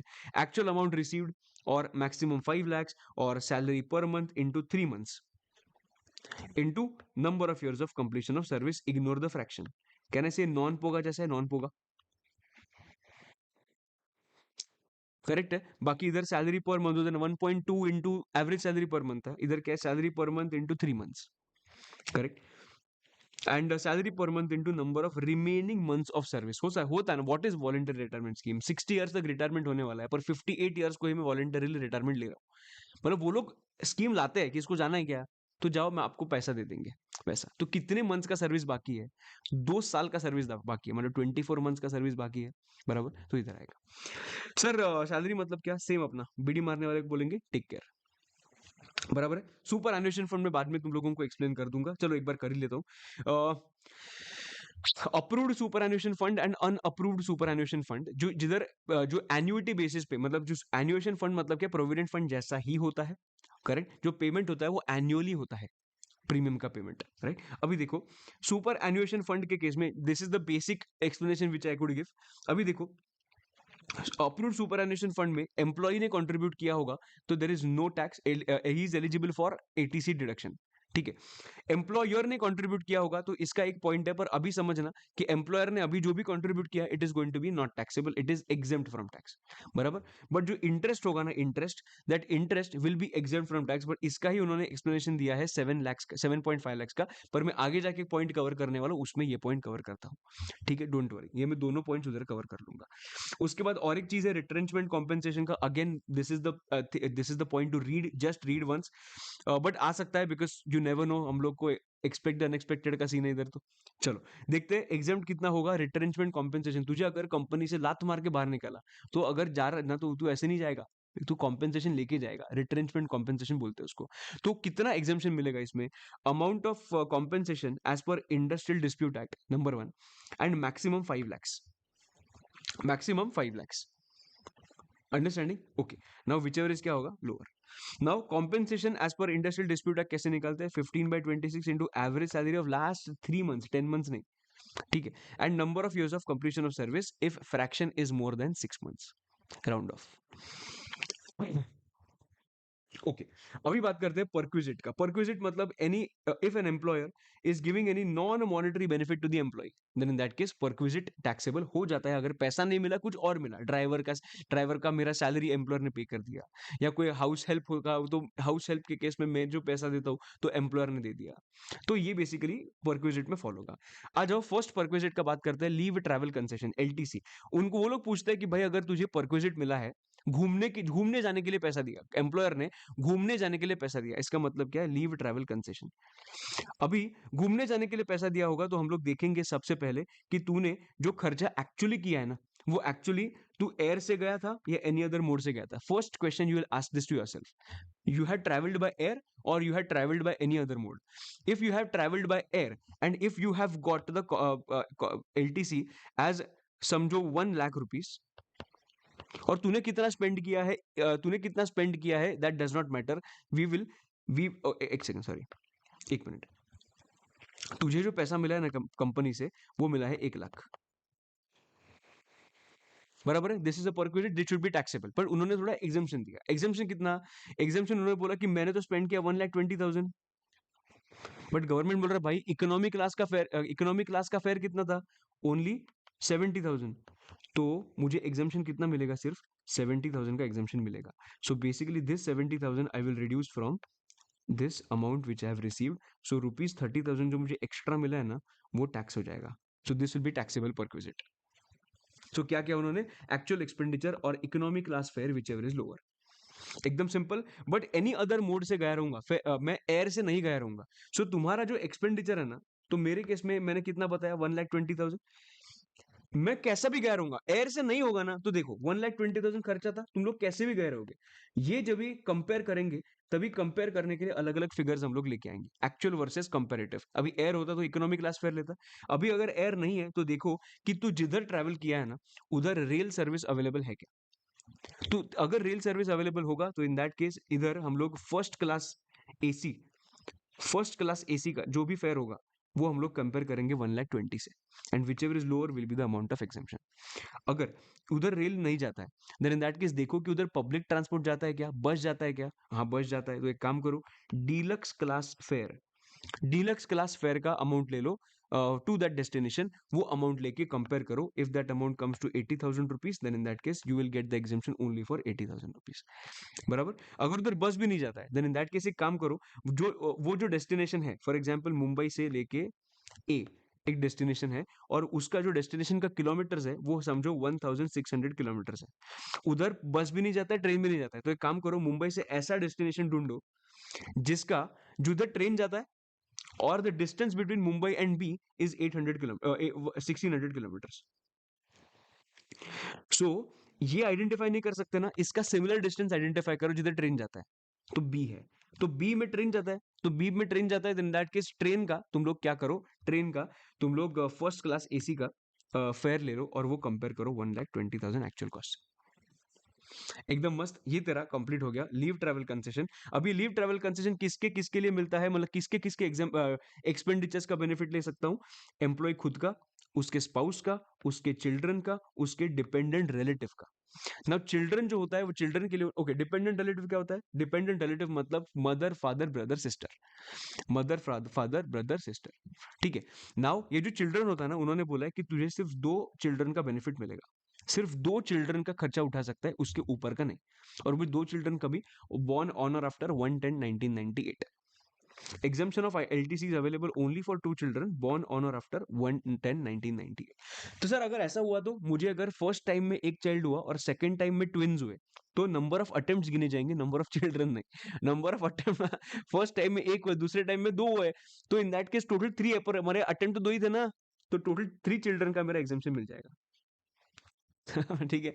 अगर फर्स्ट टाइम में ट्विंस हुए, अरे रुक जा जाने मन, 2 हो गए तेरे, अभी तीसरे में किधर जा रहा है, अभी देखो पहले ट्विंस तुझे मालूम था, फर्स्ट टाइम ट्विंस हुए, उसके बाद दूसरा सेकंड टाइम पे एक चाइल्ड हुआ, तो अगर सेकंड टाइम पे चाइल्ड हुआ होगा तो कहने से this is the third child which you knew that 2 children already है।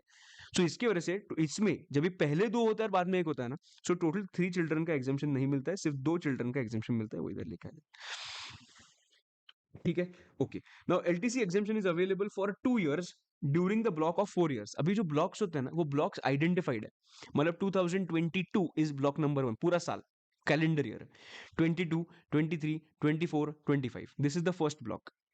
ऐसे एक ब्लॉक में मुझे मैं 2 बार एलटीसी का एग्जाम्पशन का बेनिफिट ले सकता हूं, सिर्फ 2 बार, बराबर। फॉर एग्जाम्पल एक एग्जाम्पल लेते हैं, ये 4 साल का ब्लॉक है, बराबर। और ये दूसरा 4 साल का ब्लॉक है। ये ब्लॉक में दो एग्जाम्पशंस मिलते हैं मुझे, बराबर है। अगर मैंने दो एग्जाम्पशंस मिलते हैं, वो दो नहीं लिए, सिर्फ एक लिया, बराबर, तो जो एक नहीं लिया ना मैंने, वो मैं नेक्स्ट ब्लॉक में कैरी फॉरवर्ड कर सकता हूं। अभी मैं इधर ऐसा कुछ ड्रॉ करता हूं, देखो 1+1 ऐसा मिलता है। तो ये तो मैंने ले लिया। अभी दूसरा मैंने जो एग्जाम्पशन मिलता है वो नहीं लिया है। ये जो नहीं लिया है ना, तो मैं नेक्स्ट इसमें कैरी फॉरवर्ड कर सकता हूँ, पर नेक्स्ट ब्लॉक में जब भी कैरी फॉरवर्ड करूंगा, वो मुझे यूटिलाइज करना पड़ेगा नेक्स्ट ब्लॉक का फर्स्ट ईयर में। नेक्स्ट ब्लॉक के फर्स्ट ईयर में यूटिलाइज करना पड़ेगा। सो बेसिकली ब्लॉक नंबर 2 में मेरे पास 3 एग्जाम्पशन भी ले सकता हूँ।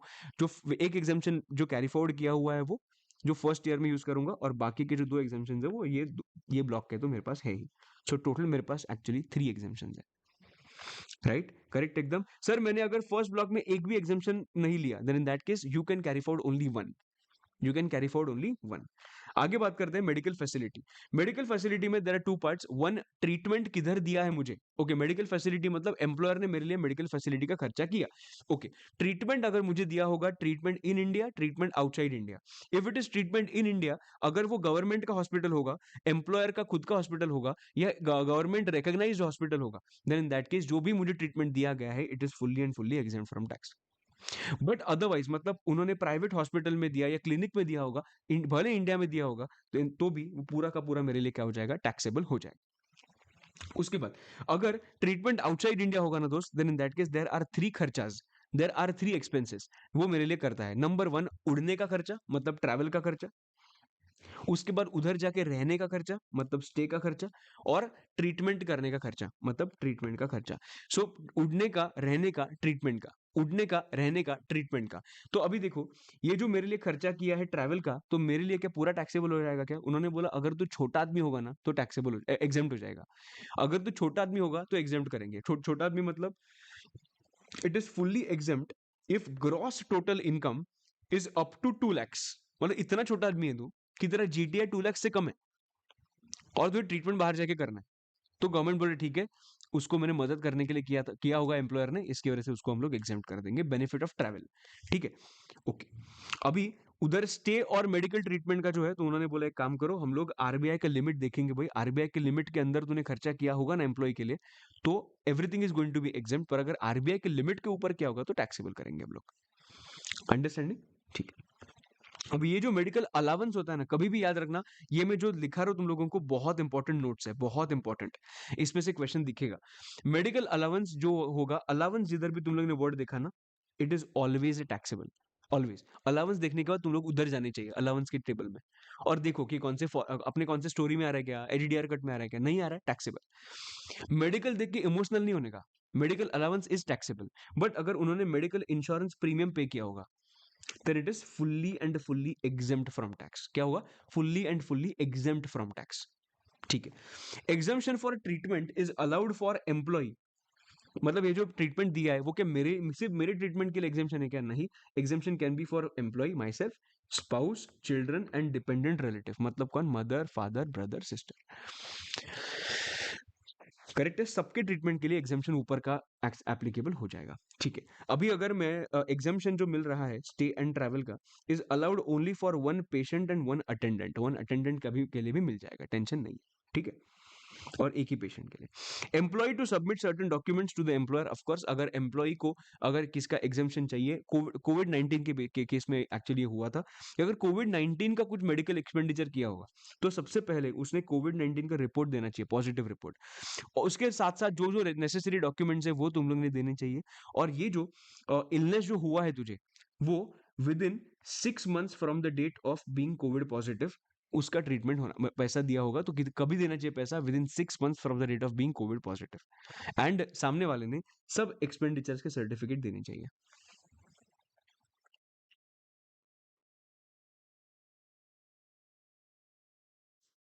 करेक्ट है, नो प्रॉब्लम। जो भी इलनेस हुआ होगा वो कभी होना चाहिए, इलनेस हुआ होगा वो होना चाहिए within 6 months from the date of being covid positive. उसके लिए जो ट्रीटमेंट किया ना, उसका हम लोगों को बेनिफिट मिल जाएगा। खर्चा विद इन 6 मंथ्स नहीं, मैंने गलती से बोला खर्चा करना चाहिए विद इन 6 मंथ्स नहीं, इलनेस होना चाहिए within 6 months from the date from which it he was covid positive. ठीक है, उसके लिए जो खर्चा किया होगा दैट विल बी एग्जेम्प्ट। ठीक, loan given by the employer to the employee at concessional rates of interest. For example, अगर मैंने कंपनी से लोन लिया है 1%, बट अगर एसबीआई के हिसाब से वही लोन अगर मैं एसबीआई से लेता, वो वही लोन मुझे 10% पे लगता। सो can I say I am getting a benefit of 9% here? Can I say I am getting a benefit of 9% here? Yes. तो जो भी मुझे बेनिफिट मिला है एम्प्लॉयर से लोन लेने से 9% का, वो गवर्नमेंट बोल रहा है टैक्सेबल हो जाएगा। वो गवर्नमेंट बोल रहा है टैक्सेबल हो जाएगा। सो टैक्सेबल अमाउंट कितना होगा? समझ, लोन लिया है 1 करोड़ का at the rate of 1% from the employer. अगर एसबीआई से लेता तो 10% होता। So 1 crore into 9% will be our answer.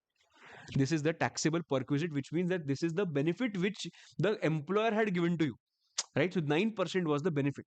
So taxable amount is equal to loan amount into SBI का interest rate minus actual interest rate. SBI का interest rate is 10%, actual interest rate is 1%. So 9% is the total amount of benefit. Yes, loan amount into 9%. उन्होंने बोला अगर loan बहुत छोटा होगा ना, even तो देयर इज अ बेनिफिट, छोड़ दो। मतलब लोन अगर अप टू 20,000 होगा ना, चल जाएगा, छोड़ दे इसको, छोड़ दे, नहीं चाहिए हम लोगों को, टैक्स नहीं चाहिए।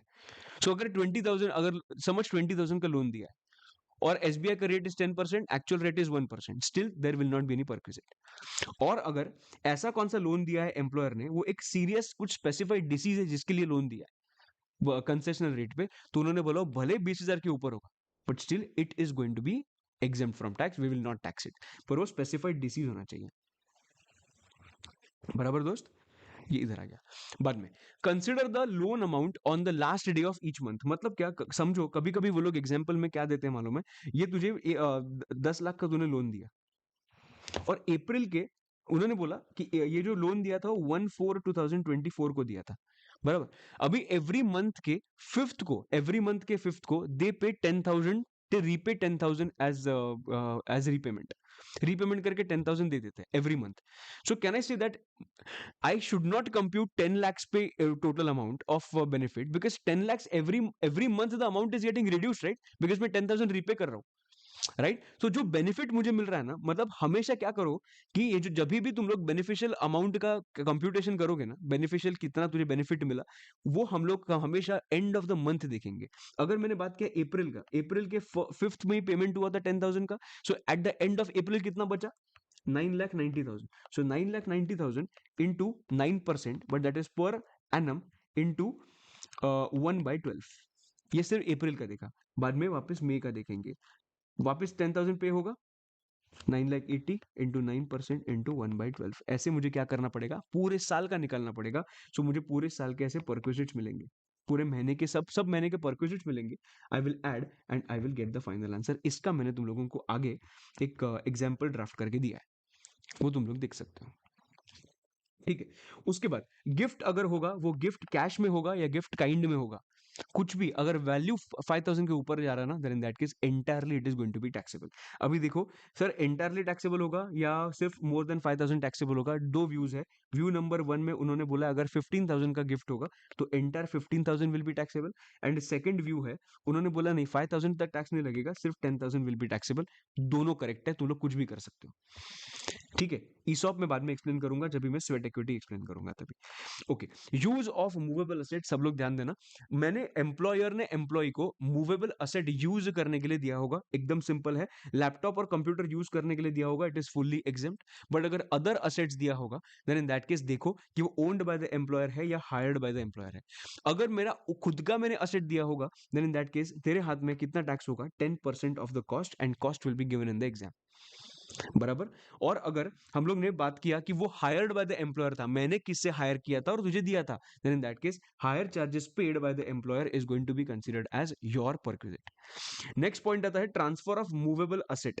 ट्रांसफर ऑफ मूवेबल असेट में सर ऊपर क्या था? ऊपर था यूज, ऊपर क्या था? यूज था, नीचे क्या है? ट्रांसफर है। ध्यान देना इसमें, अगर उन्होंने बोला है, इसमें तो पूरा कंप्यूटेशन ही अलग होता है।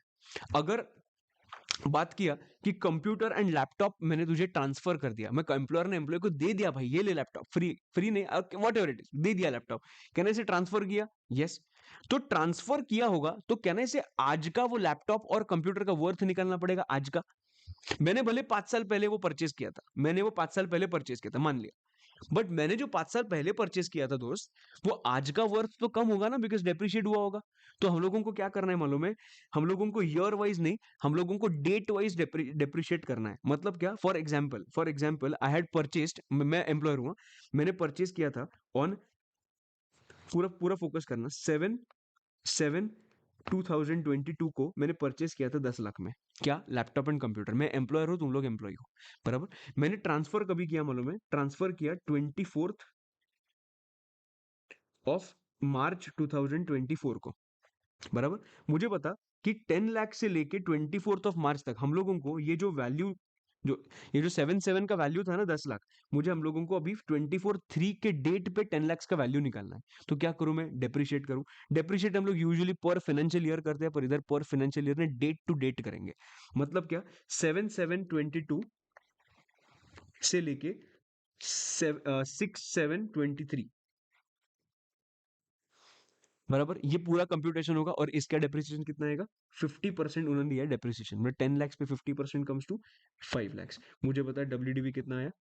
5 लाख, बराबर है। उसके बाद अभी और कंप्लीटेड ईयर आएगा क्या? 6/7/23, सॉरी 7/7/23, 7/7/23 से लेके 6/7/24, ये पूरा कंप्लीट हो रहा है क्या ईयर? इधर ईयर कंप्लीट नहीं हो रहा है, because I have sold before 6/7/24। सो इसके वजह से ना सेकेंड ईयर का डेप्रिसिएशन आएगा ही नहीं। जो जितने साल कंप्लीटेड, जितने date to date completed years है ना, सिर्फ उसका ही डेप्रिसिएशन आएगा। सो डब्ल्यूडीवी कितना है? डब्ल्यूडीवी 5 लाख का है। मैंने तुम लोगों को वो फ्री ऑफ कॉस्ट दिया होगा 24/3 को। So WDV is going to be considered as 5 lakhs। I hope you are clear. And अगर तुम लोग ने उसका 1 लाख रुपए दिया होगा, then in that case for you the benefit is not 5 lakhs। 5 lakhs is WDV, उसका वर्थ माइनस तूने ऑलरेडी पे किया 1 लाख रुपए। So total taxable amount comes to 4 lakh rupees. I hope जितना रिवीजन में समझा सका, I am trying my level best to make you understand. I hope तुमने पहले कभी ये किया होगा, ठीक है? ओके, अगर कार का बात किया, लैपटॉप कंप्यूटर 50% और वो डब्ल्यूडीवी के हिसाब से डिप्रिशिएट होगा।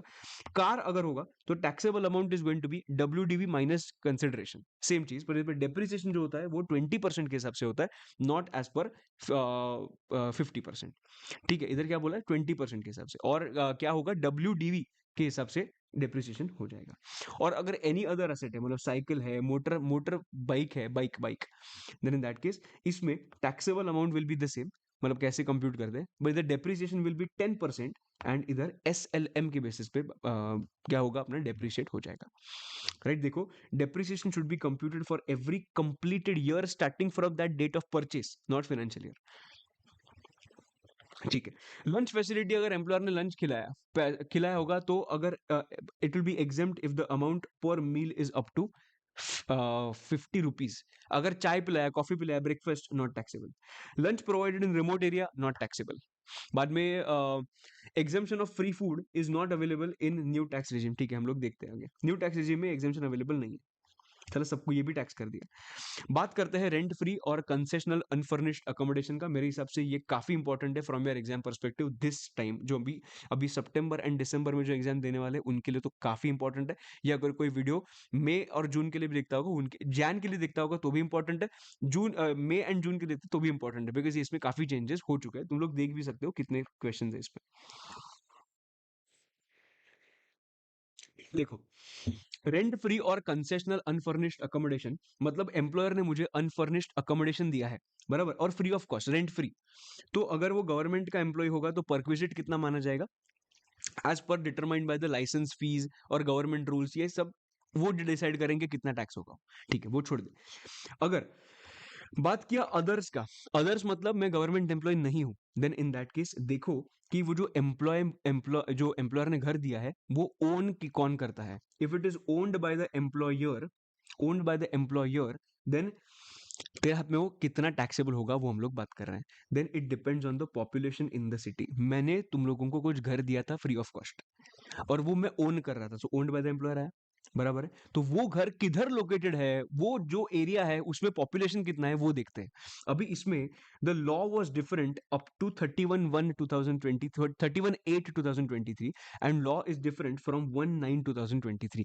अनफॉर्चुनेटली तुम लोगों के अटेम्प्ट के लिए, मतलब सितंबर, दिसंबर एंड जैन, ये तीनों अटेम्प्ट के लिए तुम लोगों को दोनों चीजें याद रखनी है, अनफॉर्चुनेटली। और ये चीज तुम लोग रिवीजन लेक्चर देखते देखते पॉज करके ही याद रखोगे, प्लीज मुझे प्रॉमिस करना। ओके, बिकॉज मैं पढ़ूंगा उसके बाद तुम लोगों को याद रहेगा। अगर तुम लोगों का ऐसा एक्सपेक्टेशन है तो नहीं है, यू आर रॉन्ग। तो एक बार तुम लोग क्या करने वाले हो, पॉज करने वाले हो, पूरा का पूरा पहले याद करने वाले हो और उसके बाद ही रिज्यूम करके आगे बढ़ोगे, ठीक है? No problem, promise. चलो आगे।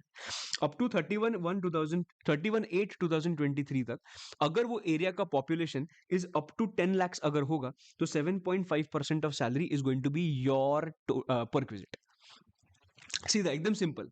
जिधर घर है उसका पॉपुलेशन देखो, अगर उसका population is more then 10 lakhs, then in that up to 10 lakhs, sorry, up to 10 lakhs, then in that case it is going to be 7.5% of salary. Sir अगर अगर उसका पॉपुलेशन अगर 10 lakhs to 25 lakhs होगा, simple है, 10% of salary. पर अगर above 25 lakhs होगा, it is going to be 15% of salary. अभी यही जो पॉपुलेशन जो था ना, वो उन्होंने चेंज करके 10 का 15 कर दिया। Now population is less than 15 lakhs, it is 7.5 का 5 कर दिया, दोनों टाइम के बेनिफिट ही दिया, बराबर।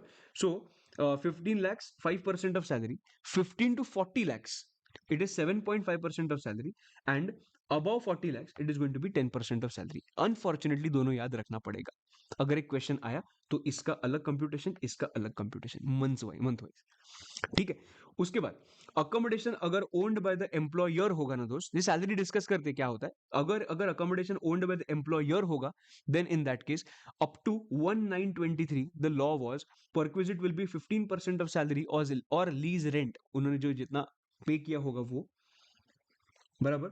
जो क्योंकि own not own by the employer है ना, उन्होंने भी पे किया होगा एम्प्लॉयर ने। सो मेरे तेरे लिए परक्विजिट कितना होगा, 15% ऑफ सैलरी, और मैंने जो लीज रेंट पे किया है वो whichever is lower not higher, right. And perquisite के केस में जो 15 था 1/9/23 के बाद it came down to 10%। This is a benefit which is given to us, right. Okay, उसके बाद sir what is the meaning of salary. Salary मतलब ABCDM, ABCDM। A मतलब टैक्सेबल अलाउंसेस, नॉर्मल अलाउंसेस नहीं है, टैक्सेबल अलाउंसेस है। इसका मतलब क्या, अलाउंसेस नॉर्मल होंगे, उसमें से एग्जेम्पशन माइनस करने के बाद जो अमाउंट बचता है दैट इज टैक्सेबल अलाउंसेस।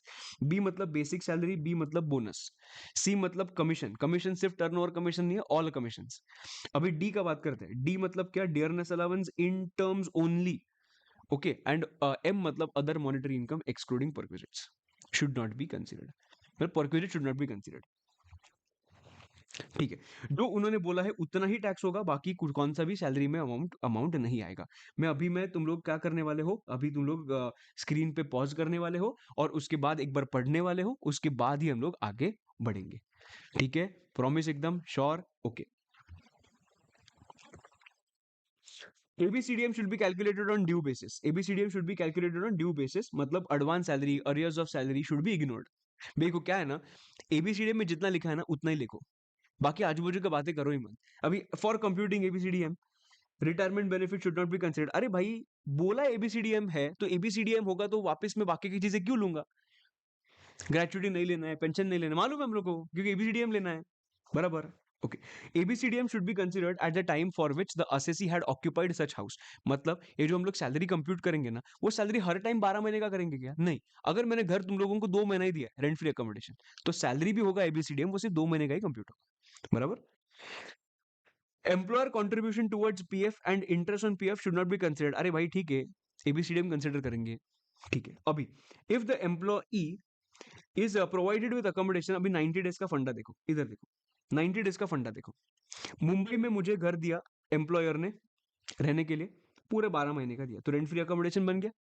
तो रेंट फ्री अकोमोडेशन हो गया, तो मेरे सैलरी का मेरे सैलरी का जो भी मुंबई है, तो इसके वजह से मुंबई है तो कितना परसेंट आएगा दोस्त, मुंबई है तो कितना परसेंट आएगा, अप टू 31,815, और इट इज 10%, बराबर। ओके, इतना मेरे लिए टैक्सेबल हो जाएगा। पर हुआ क्या, कभी कभी ना एम्प्लॉयर मुझे बैंगलोर भी भेजता है, और बैंगलोर में भी रेंट फ्री अकोमोडेशन दिया। अभी क्या दो दो रेंट फ्री अकोमोडेशन का कंप्यूटेशन करेंगे क्या? हाँ करेंगे। हाँ करेंगे, बट दे सेड कि जो दूसरा घर होगा ना, उसका अप टू 90 डेज का जो भी रेंट फ्री अकोमोडेशन होगा ना, वो हम लोग नहीं कंप्यूट करेंगे, वो टैक्सेबल नहीं करेंगे। पर 90 डेज के बियॉन्ड जो भी तूने तूने दूसरे घर में रहा है, वो दूसरे घर का रेंट फ्री अकोमोडेशन भी कंप्यूट हो जाएगा। अंडरस्टैंडिंग? सो मुंबई का भी पूरा आएगा, पर इधर भले 120 डेज के लिए दिया होगा, पर तो भी 90 डेज का रेंट फ्री अकोमोडेशन उन्होंने माफ कर दिया। बाकी का सिर्फ 30 डेज का रेंट फ्री अकोमोडेशन मेरे लिए टैक्सेबल होगा। So there will be two perquisites, one will be for 12 months and second will be only for 30 days, not 120 days. Right, यही उन्होंने बोला है। उसके बाद और एक अमेंडमेंट आया था, तो उन्होंने ये चीज बोला था, फाइनेंशियल ईयर 22-23 में रेंट फ्री अकोमोडेशन दिया था फॉर द एंटायर ईयर, पूरे साल के लिए दिया था। ठीक है, और तेरा सैलरी कितना था? 10 लाख रुपए सैलरी था। अगर तेरा सैलरी 10 लाख रुपए था, मुझे बता, एक मिनट, मुझे बता, मुंबई में है 10 लाख रुपए सैलरी है, that's fine, and rent free accommodation दिया था, it is owned by the employer. अगर नए लॉ के हिसाब से बात किया तो can I say it is going to be 10% everybody, it is going to be 10% of salary ABCDM. ये तेरा एबीसीडीएम हो गया, समझ। इसका 10% कितना आएगा? 1 लाख रुपीज, मतलब तेरा 1 lakh rupees becomes your rent free accommodation का परक्विजिट। ठीक है, नेक्स्ट ईयर क्या होगा? मतलब कहना है rent free accommodation is totally and totally dependent upon my salary. अरे भाई, घर का इन्फ्लेशन क्या है, वो तेल लेने गया, घर घर का वो प्रॉपर्टी का रेट क्या है, तेल लेने गया, उन्होंने क्या कंसिडर किया? मेरा सैलरी कितना है, खेल खत्म। मेरा सैलरी कम तो रेंट फ्री अकोमोडेशन कम, मेरा सैलरी ज्यादा रेंट फ्री अकोमोडेशन ज्यादा। अरे भाई, पर मेरा रेंट फ्री अकोमोडेशन, मेरा घर अगर है, अगर तो घर का वैल्यू देखो ना, तुम लोग सैलरी का वैल्यू देख रहे हो। अभी प्रॉब्लम किधर हुआ? 22-23 में 10 लाख सैलरी था, 23-24 में भैया को डबल प्रमोशन और उसका सैलरी बन गया 22 lakhs। मतलब मेरा रेंट फ्री अकोमोडेशन भी अगर समझ same same rent free accommodation 23-24 में भी होगा, तो कैन आई से दैट मेरा rent free accommodation will also increase from 1 lakh to 2.20 lakhs। क्यों? बिकॉज वापस बोल रहा हूँ, ये घर था, मैंने ये घर लिया था रेंट पे, वही सेम घर मैंने दूसरे साल भी कंटिन्यू किया 23-24 में, और सैलरी भी बढ़ा, 22 lakhs बन गया। तो अगर सेम घर मैंने कंटिन्यू किया होगा सेकंड ईयर के लिए, और अगर मेरा सैलरी बढ़ा होगा ना, तो उन्होंने बोला है देखो, इन दिस केस ये तेरा 2.20 lakhs हम लोग टैक्स नहीं करेंगे, बिकॉज ये गलत हो रहा है मेरे साथ, मेरे साथ गलत हो रहा है। मेरा सैलरी इंक्रीज हुआ, इसके बेसिस पे मेरा रेंट फ्री अकोमोडेशन इंक्रीज हो रहा है, इतना मेरा फ्लक्चुएशन भी नहीं हुआ है मेरे प्रॉपर्टी के रेट्स का। मैं क्या बोल रहा हूँ मालूम है? तुम लोग इन्फ्लेशन का इम्पैक्ट देना है ना, तुम लोगों को देना है ना इन्फ्लेशन का इम्पैक्ट, तो वैल्यू ऑफ द प्रॉपर्टी पे दे दो ना, तुम लोग सैलरी पे क्यों दे रहे हो? अंडरस्टैंडिंग? तो इसके वजह से उन्होंने क्या बोला, उन्होंने बोला देखो, तेरा लास्ट टाइम का रेंट फ्री अकोमोडेशन कितना था? मैंने बोला 1 लाख रुपीज। कभी था? फाइनेंशियल ईयर 22-23 में। उसका कॉस्ट इन्फ्लेशन इंडेक्स कितना था? 331। ओके, नॉर्मल इंडेक्सेशन करो 1 लाख का, 1 लाख का इंडेक्सेशन करो, मतलब 1 लाख अगर आ जाए तो नेक्स्ट ईयर कितना होगा? सो 348 नेक्स्ट ईयर का ये है, 348 अगर होगा, देन इन दैट केस मेरा ये आंसर कितना आएगा मालूम है? 105,135। बेसिकली माय नेक्स्ट ईयर का जो रेंट फ्री अकोमोडेशन होगा, that will not B 2,20,000, but that will be only 1,05,135। I hope everybody is clear. Pause करके चाहिए तो एक बार एक रीड करना है पार्ट।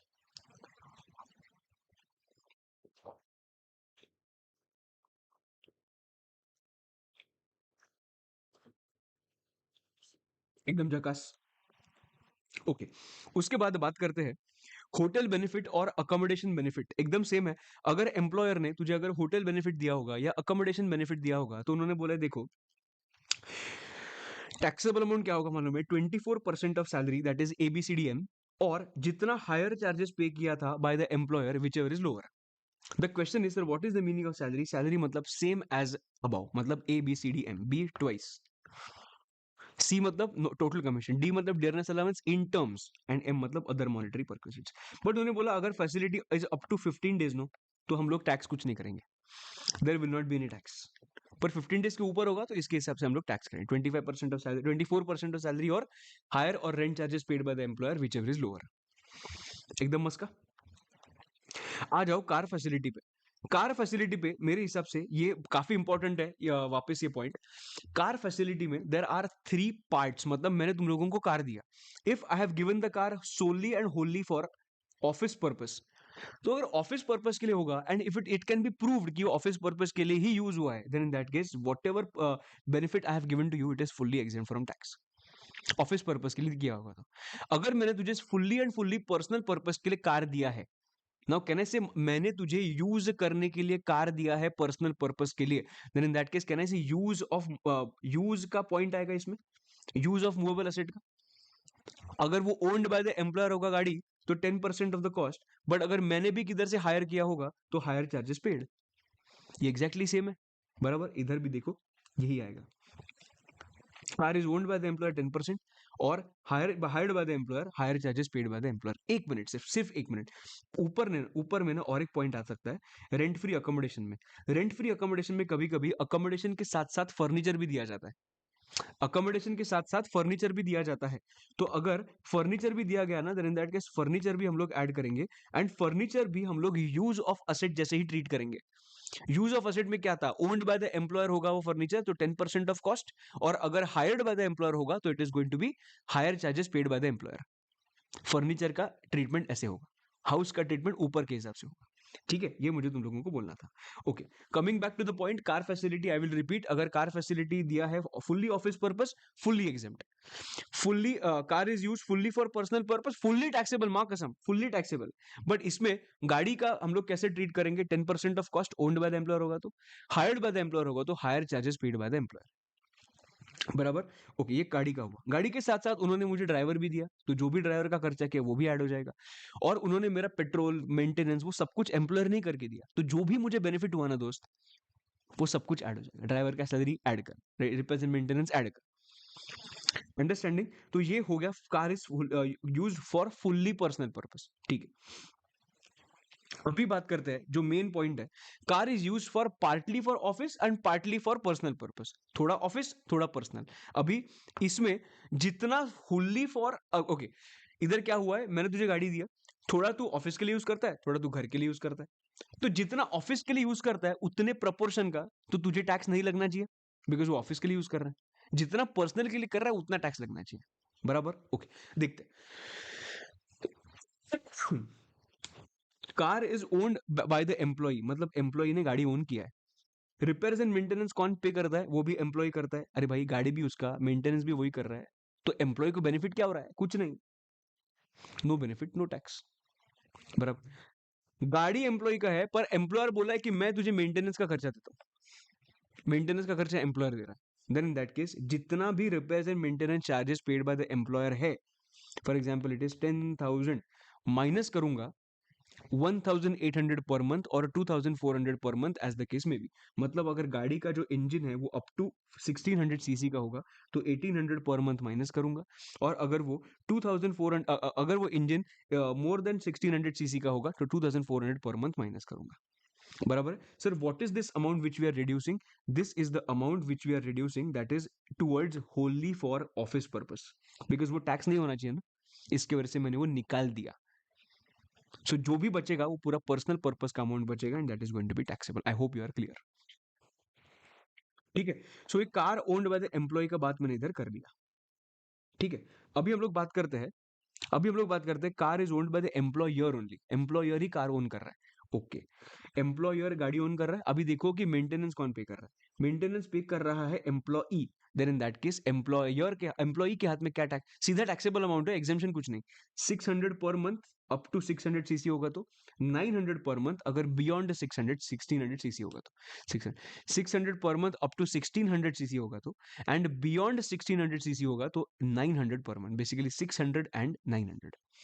एम्प्लॉय के हाथ में सीधा सीधा यही अमाउंट टैक्सेबल हो जाएगा, इररिस्पेक्टिव ऑफ द फैक्ट कि तुम लोगों ने कितना मेंटेनेंस का खर्चा किया, कुछ भी नहीं देखेंगे, सीधा ये flat amount will be taxable, बराबर।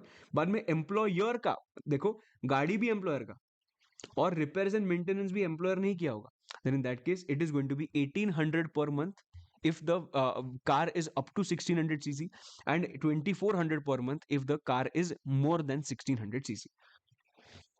एकदम मस्का चस्का, एक नंबर। अभी हम लोग आगे बढ़ते हैं। अभी देखो मैं तुम लोगों को बताऊं, जो इधर एग्जाम्पशन था ना दोस्त, यही इधर टैक्सेबल अमाउंट कर दिया, एग्जाम्पशन यही उधर क्या कर दिया, टैक्सेबल अमाउंट कर दिया, ठीक है, अगर ये किधर भी पॉइंट में, ये कौन से भी पॉइंट में ड्राइवर भी दिया होगा, इधर हमने दो ही चीज किया ना, एक कार का ओनर देखा एंड रिपेयर्स एंड मेंटेनेंस कौन कर रहा है देखा। अगर ड्राइवर भी दिया होगा ना, एक चीज याद रखना, if you are in category 3 जिधर यूज हो रहा है personal as well as office, in that case driver का खर्चा कितना भी करे हम लोग 900 पर मंथ ऐड करेंगे इन ऑल द स्टैंडर्ड लिमिट्स। एकदम मस्त। अभी if more than one car is given, अभी दो कार दिए तुझे और दोनों कार होली फॉर ऑफ नहीं, दोनों कार पार्टली फॉर ऑफिस और पार्टली फॉर पर्सनल पर्पस के लिए दिया है। Car number 1, car number 2, partly for office, partly for personal purpose. Government ने बोला कि तू डिसाइड कर, तुझे partly for office partly for personal, मतलब ये कैटेगरी 3 में कौन सा कार फॉल करवाना है, ये तू डिसाइड कर। और अगर तुझे डिसाइड किया कि नहीं ये कार फॉल करवाना है, सो जो दूसरा कार होगा ना, we will consider this as we have the employer has given that car only for personal purpose, मतलब कैटेगरी 2 में फॉल करवाएंगे उसको। करेक्ट है, जो ऊपर हम लोग ने देखा इसके हिसाब से टैक्स होगा, कैटेगरी 2 के हिसाब से। Understanding, okay super. अभी बात करते हैं transport facility for transport employees, मतलब फ्री टिकट्स। सिंपल है अभी, for airlines and railway employees, airlines and railway facility is fully exempt. But इधर बसेस का कुछ बात नहीं किया, बट ठीक है, for other employees it is fully taxable. Education facility, इतना मतलब कैसे प्रोविजन है तुम लोग देखो ये, फॉर एम्प्लॉय अगर होगा, एजुकेशन का फैसिलिटी दिया एम्प्लॉयर ने एम्प्लॉय को, then it is fully exempt. But अगर एम्प्लॉय के चिल्ड्रन के लिए दिया होगा ना, it is exempt if the value of education is up to 1000 per month पर चाइल्ड। वाह क्या बात है, 1000 पर मंथ पर चाइल्ड का एग्जामेशन दिया, बट वो भी, वो कौन होना चाहिए मालूम है, एजुकेशन उसके खुद के इंस्टीट्यूशन में होना चाहिए एम्प्लॉयर के। मतलब दो कंडीशंस है, चिल्ड्रन जो है वो एम्प्लॉयर के इंस्टीट्यूशन में पढ़ाई करना चाहिए, और education should be one up to 1000 per month, तो चिल्ड्रन का भी एजुकेशन क्या हो जाएगा, एग्जाम हो जाएगा। अगर फॉर अदर रिलेटिव्स होगा तो फुल्ली टैक्सेबल। ठीक, गैस, इलेक्ट्रिसिटी, वाटर सप्लाई, कभी भी याद रखना it is fully and fully taxable, कुछ भी एग्जाम्पशन नहीं दिया। फ्री सर्वेंट दिया होगा, fully and fully taxable. Any other perquisite, fully and fully taxable. ठीक, now following perquisites are fully exempt, these are not taxable. कौन से? Telephone and mobile bill paid or reimburse by the employer. Sir आपने बोला था ना कि telephone allowance taxable है, देखो मैं बोल रहा हूं, अभी भी बोल रहा हूं मैं तुम लोगों को, अलाउंस, ये कभी भी वर्ड आया ना, हम लोग इधर नहीं उधर जाएंगे अलाउंस के पॉइंट में। अलाउंस हमेशा टैक्सेबल होता है, टेलीफोन और मोबाइल बिल जो होता है ना, which is reimburse, that is not taxable. ये चीज ध्यान रखना। एम्प्लॉय के चिल्ड्रन के लिए अगर स्कॉलरशिप दिया होगा, that is also fully and fully exempt. ठीक है, okay. Goods sold by employer to employee at reasonable price, not taxable. Tax on non monetary perquisites paid by the, tax on non monetary perquisite paid by the employer, अगर employer ने employee के लिए कुछ भी अगर tax pay किया होगा, then in that case employee के हाथ में वो टैक्स नहीं होगा। अंडरस्टैंडिंग, परक्विजिट करके टैक्स नहीं होगा। उसके बाद बात करते हैं प्रोफेशनल टैक्स का। अभी देखो, प्रोफेशनल टैक्स का अगर मैंने बात किया, तो मैंने किधर तो लिखा था ये पॉइंट, एक मिनट। देखो, अभी हम लोग बात करें डिडक्शंस का, there are 3 deductions which are available, मतलब ये टोटल ऊपर जितना जितना देखा ना, ये ऐड करने का मुझे मिलेगा ग्रॉस सैलरी। ग्रॉस सैलरी से हम लोग सेक्शन 16 के डिडक्शंस माइनस करते हैं, 1 2 3। सर स्टैंडर्ड डिडक्शन सब में यूजुअली, अभी देखो हाउस प्रॉपर्टी में स्टैंडर्ड डिडक्शन था 30%, no questions to be asked, बराबर, इधर भी ऐसा ही है। स्टैंडर्ड डिडक्शन जो है वो यूजुअली यूजुअली हमेशा 75,000 का दिया जाता है अंडर 115 बीएससी। बट अगर तुमने नॉर्मल स्कीम के लिए ऑप्ट किया होगा, नॉर्मल स्कीम के लिए, तो value is going to be what, 50,000। अगर 115 बीएससी होगा तो 75,000, अगर नॉर्मल स्कीम के लिए ऑप्ट किया तो 50,000। और ये तुम्हारे लिए अमेंडमेंट है, ये तुम्हारे लिए अमेंडमेंट 75,000।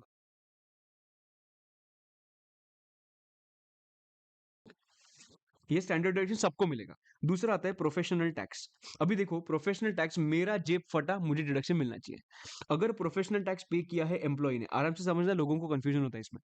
प्रोफेशनल टैक्स अगर मैंने पे किया होगा तो 2500 का मुझे डिडक्शन मिल जाएगा। मतलब ग्रॉस सैलरी अगर 1 लाख है, डिडक्शन अंडर सेक्शन 16 में प्रोफेशनल टैक्स पे होके माइनस करूंगा 2500। बेनिफिट मिला, यस बेनिफिट मिला, ओके ओके। डिडक्शन मिला के ऊपर, यस डिडक्शन मिला। बेनिफिट मिला, बेनिफिट मिला। अभी दूसरा आता है professional tax paid by the employer. Professional tax paid by the employer, इसका ट्रीटमेंट क्या मालूम है, कहना से एम्प्लॉयर ने मेरे लिए कुछ अच्छा किया, तो सबसे पहले अपने सैलरी में ऐड कर, सैलरी में प्रोफेशनल टैक्स करके ऐड कर as perquisite, it will become 1,02,500 and now उसमें से प्रोफेशनल टैक्स माइनस कर। कभी भी याद रखना मेरे नाम पे जो प्रोफेशनल टैक्स पे हुआ है ना, उसका मुझे हमेशा डिडक्शन मिलता है। अभी प्रोफेशनल टैक्स का मुझे हमेशा डिडक्शन मिलेगा, पर ट्रीटमेंट कैसे होगा देखो, ऊपर अगर मैंने पे किया होगा तो मुझे प्रोफेशनल टैक्स की डिडक्शन मिला और बेनिफिट भी मिला, नीचे अगर एम्प्लॉयर ने मेरे लिए पे किया होगा तो डिडक्शन तो मिला पर एक्चुअल बेनिफिट नहीं मिला बिकॉज ऊपर सैलरी में ऐड हुआ वो।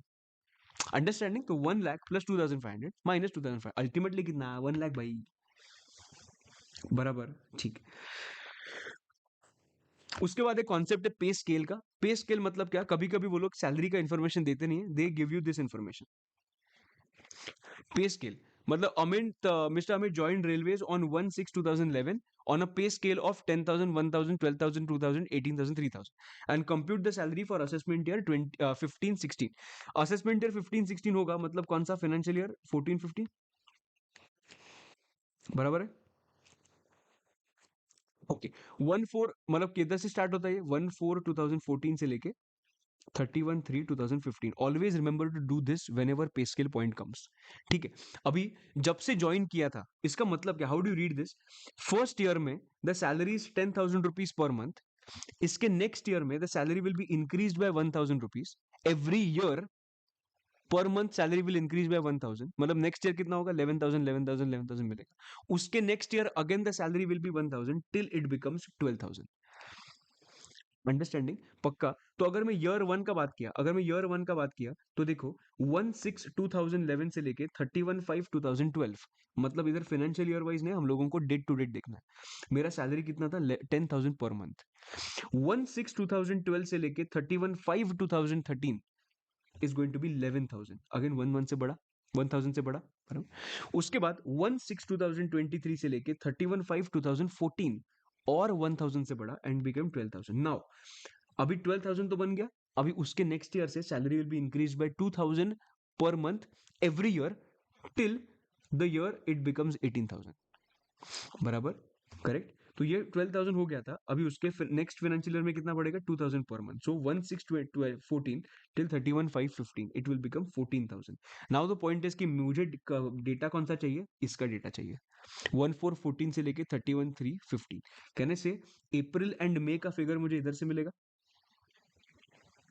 31/5/14 तक इधर है ना, तो इसके वजह से कहना से 12,000 into 2 and 14,000 into 10, this is my salary. This is how you will compute the pay scale. Understanding? Okay. Deduction में और एक पॉइंट मेरा रह गया ऊपर, द डिडक्शन में एंटरटेनमेंट अलाउंस होता है। एंटरटेनमेंट अलाउंस सिर्फ और सिर्फ हम गवर्नमेंट एम्प्लॉय को एग्जेम्प्ट होता है। नाउ समझना, एंटरटेनमेंट अलाउंस नॉर्मल एम्प्लॉय को पहले ऐड हो जाएगा इनकम में अलाउंस करके, और उसके बाद डिडक्शन मिल जाएगा अगर वो गवर्नमेंट एम्प्लॉय होगा तो। हमेशा ध्यान रखना, entertainment allowance will be first added and then you take a deduction for that, but only if you are a government employ. अगर मैं normal government non government employ रहूंगा तो एंटरटेनमेंट अलाउंस ऐड हो जाएगा एंड नो डिडक्शन। ओके, कितना deduction मिलेगा? Deduction मिलेगा 20% off basic salary, same BD take care, actual amount received और maximum 5,000 whichever is lower.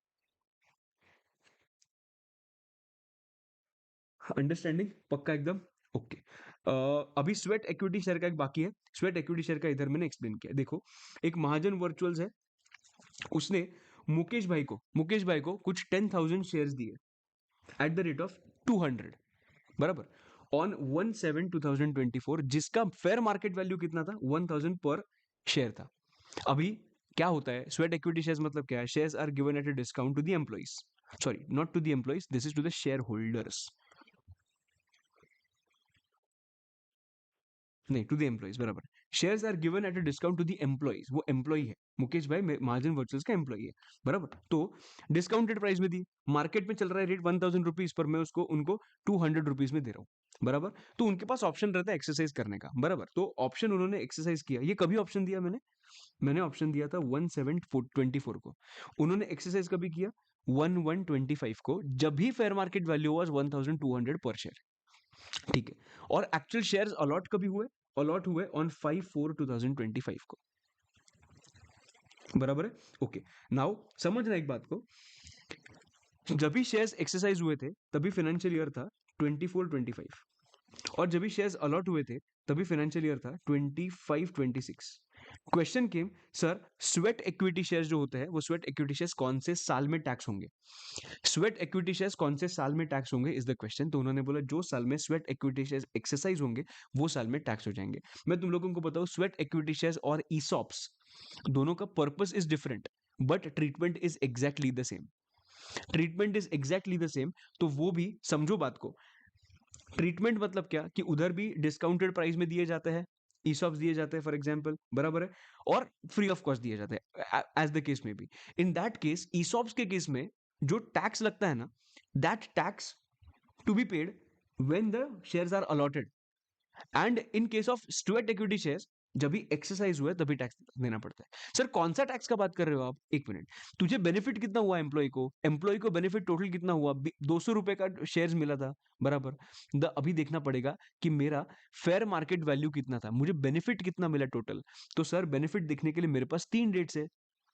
मेरे पास डेट है 1724 का जब एफ एम वी 1000 था, एक्सरसाइज का डेट है मेरे पास जब एफ एम वी 1200 था, और अगर अलॉटमेंट का बात किया तभी 1300 है। The question come, sir F M V क्या कंसिडर करें हम? तो F M V on the date of exercise, क्योंकि जो एक्सरसाइज जो दिन पे कर रहा है ना, वो दिन पे मार्केट में क्या रेट चल रहा है वो देखेंगे हम। That is 1200। तुझे कितने मिला? 200, मतलब कितना हुआ? 1000, मतलब 1000 का तुझे बेनिफिट हुआ। यस, वो कभी टैक्सेबल होगा अगर वो स्वेट इक्विटी शेयर होगा तो जब एक्सरसाइज किया तभी, और अगर यही सेम चीज अगर ईसॉप होगा तो जब अलॉट किया तभी। बट 1000 रुपीज का treatment will be the same, exercise के दिन का FMV minus the amount which is charge from you. But ESOP अगर हुआ ईसॉप तो अलॉटमेंट का डेट में मतलब फाइनेंशियल ईयर 25-26 में टैक्स होगा। बट अगर वही स्वेट इक्विटी शेयर होगा जो साल में एक्सरसाइज किया तभी टैक्स होगा। I hope you are clear. देखो एफ एम वी आज ऑन 1125 मतलब एक्सरसाइज जब किया, माइनस अमाउंट पेड 200, परक्विजिट कितना 1000 into number of shares 10,000, so total perquisite comes to 1 crore. एकदम मस्त का। ओके, अभी ध्यान देना इधर, स्वेट इक्विटी शेयर्स देखो, tax on perquisite on sweat equity specified securities and sweat equity shares is required to be paid in the year of exercise of option। ESOP होगा तो in the year of allotment। ठीक है, but कभी कभी अगर तू एक छोटा सा पॉइंट है, याद रखना, एक बार पढ़ के रखना, कभी आया तो मालूम नहीं अपने को।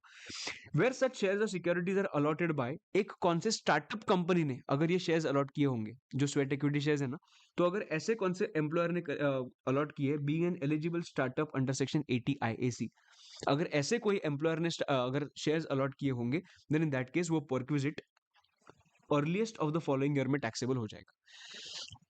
Earliest of the following year में टैक्सेबल हो जाएगा। अभी earliest of the following financial year मतलब कौन सा? देखो सबसे पहला बात, year after the expiry of 48 months from the end of the relevant assessment year। क्या बोला है? year after the expiry of 48 months from the end of the relevant assessment year, मतलब जो साल में स्वेट इक्विटी शेयर्स दिए थे, that is financial year 25-26। ठीक है, अलॉट वो टाइम पे किए थे, उसका नेक्स्ट उसका नहीं, एक मिनट, कौन से साल में दिए थे स्वेट इक्विटी शेयर्स? देखो इन दिस एग्जांपल कौन से साल में दिए थे? 24-25 ना, 24-25। उसका असेसमेंट ईयर कौन सा हो गया? उसका असेसमेंट ईयर हो गया, किधर गया यार, असेसमेंट ईयर हो गया 25-26। उसका एंड मतलब क्या? 31/3/26। उधर से कितना मंथ्स आ गए? 48 मंथ्स। सो असेसमेंट ईयर 25-26 का एंड मतलब 31/3/26, उधर से लेके आगे 48 मंथ्स, मतलब 4 साल बेसिकली। सो 31/3/2030। ठीक है, वो डेट फ्रीज करो। दूसरा, year of sale of such specified securities, मतलब अगर मैंने उसके पहले सेल कर दिया, सेल कभी किए? 21/3/2027 को मैंने सेल कर दिया, तो वो डेट। और तीसरा, year in which assessee ceases to be the employee of the company, मतलब उसने उसने बीच में एम्प्लॉयमेंट ही छोड़ दिया, वो कभी किया? 33/2028। नाउ बात देखो, विच एवर इज अर्लियर जो होगा ना, विच एवर इज अर्लियर वो साल में टैक्स हो जाएगा। अभी देखो विच एवर इज अर्लियर कौन सा है? दिस एंड दिस में, कैन आई से 21/3/2027? yes, that is financial year what? 26-27। yes, so वो साल में टैक्स हो जाएगा दोस्त। बट तुझे टैक्स पे करने के लिए ना उन्होंने नेक्स्ट पैरा में पॉइंट दिया है, वो कभी पे करना पड़ेगा, अर्लीस्ट जो डेट आएगा उधर से विद इन 14 days तुझे पेमेंट करना पड़ेगा to the employee, to the government. जो अर्लीस्ट डेट आएगा उधर से विद इन 14 days। ये एक बार तुम लोग क्या करके रखोगे, पढ़ के रखोगे, सिर्फ एक बार पढ़ के रखोगे, ये चीज याद रखना। पर अगर बेसिक याद रखना होगा तो बेसिक के लिए क्या है, एक्सेस एफएमवी कौन सी डेट का देखना है, जब एक्सरसाइज किया। और पेमेंट कभी करना है, स्वेट इक्विटी शेयर्स होगा तो एक्सरसाइज की डेट पे, ईसॉप अगर होगा तो अलॉटमेंट की डेट पे। ठीक है, ओके। अभी अपना लास्ट पॉइंट बाकी रहता है, which is your favourite point, that is interest. Interest, annual accretion of interest. अभी देखो पॉइंट, देखो इधर क्या है, मैं उधर बोल रहा हूँ सुपर एनुएशन का पॉइंट बाद में करेंगे, इधर कर रहा हूँ मैं। Recognised provident fund, NPS, approved superannuation fund. अगर एम्प्लॉयर ने कंट्रीब्यूट किया है इनमें, national pension scheme, RPF and approved superannuation fund, then in that case जो कंट्रीब्यूशन अप टू 7.5 लाख का होगा, उतना कंट्रीब्यूशन एम्प्लॉय के हाथ में एग्जेम्प्ट हो जाएगा। बराबर, वो कंट्रीब्यूशन का रेलेवेंट इंटरेस्ट जो होगा वो भी एम्प्लॉय के हाथ में एग्जेम्प्ट हो जाएगा।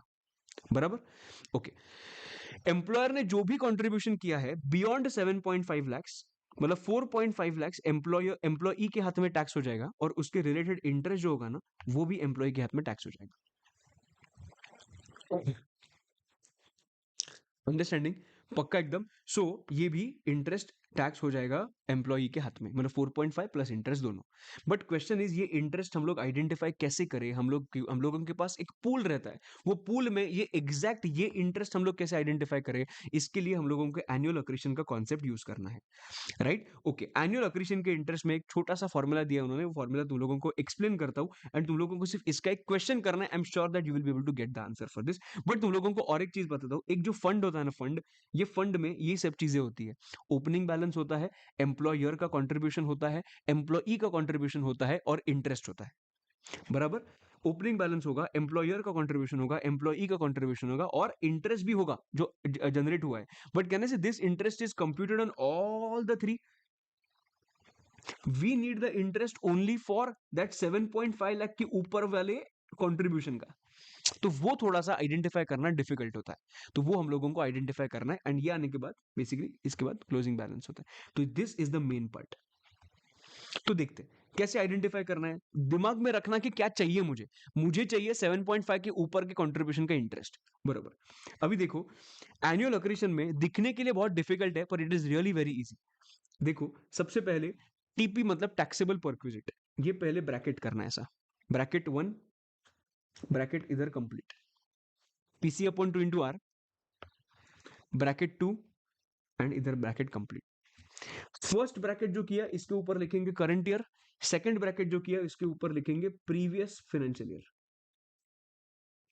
बराबर, ओके। अब ये सब लोग छोड़ देते हैं, आराम से देखना क्या बोल रहा हूं मैं।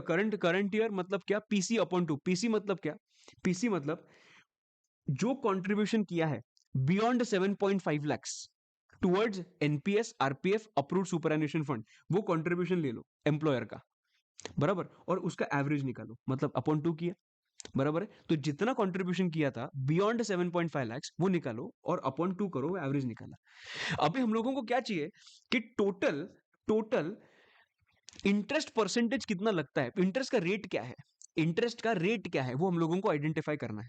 बराबर, तो सबसे पहले PC upon 2 into R, P मतलब क्या होता है, पीसी मतलब क्या होता है, employer's contribution beyond 7.5 lakhs towards RPF, NPS, eighty CCD. अभी every time will not read this, तो हम लोग ये कट करेंगे, हम लोगों को मालूम है भी क्या है, ये करंट ईयर का बात कर रहे हैं, ठीक है।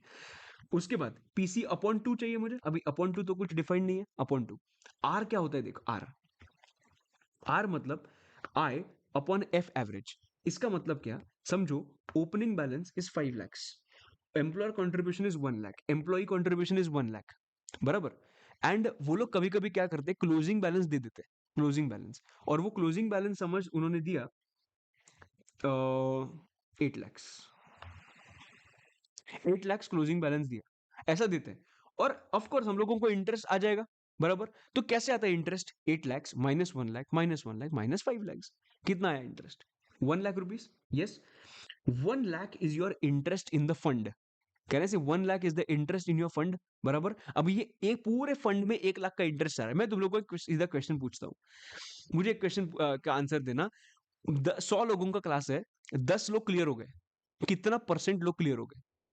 100 लोगों का क्लास है, 10 लोग क्लियर हो गए, कितना परसेंट लोग क्लियर हो गए? 10%, बराबर। इधर भी सेम चीज निकालना है।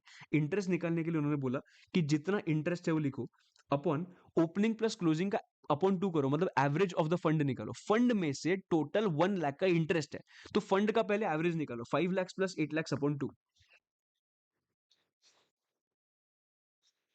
बराबर है। 5 lakh plus 8 lakh upon 2, it comes 13 lakh. 13 lakh upon 2 comes to कितना आता है? 6.5, बराबर। तो मैं इधर आता हूं और लिखता हूं 6.5।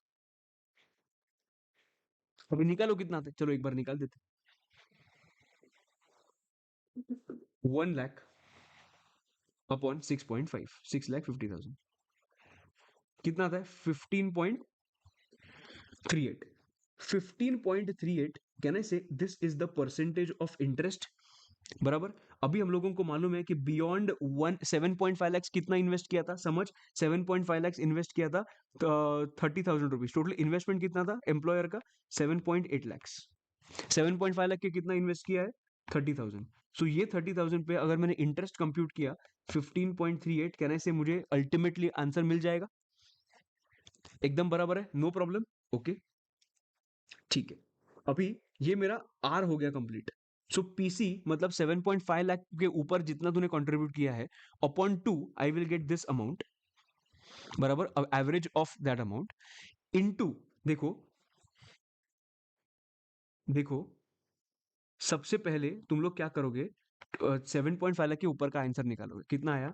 Actually it should come as 30,000 rupees, ठीक है। उन्होंने क्या बोला? पहले उसका एवरेज निकालो, मतलब कितना? अपॉन 2 इंटू, इसका एक काम करो, इंटरेस्ट रेट आइडेंटिफाई करो। अभी निकाला 15.38%, ये मेरा फर्स्ट का आंसर आ गया, बराबर।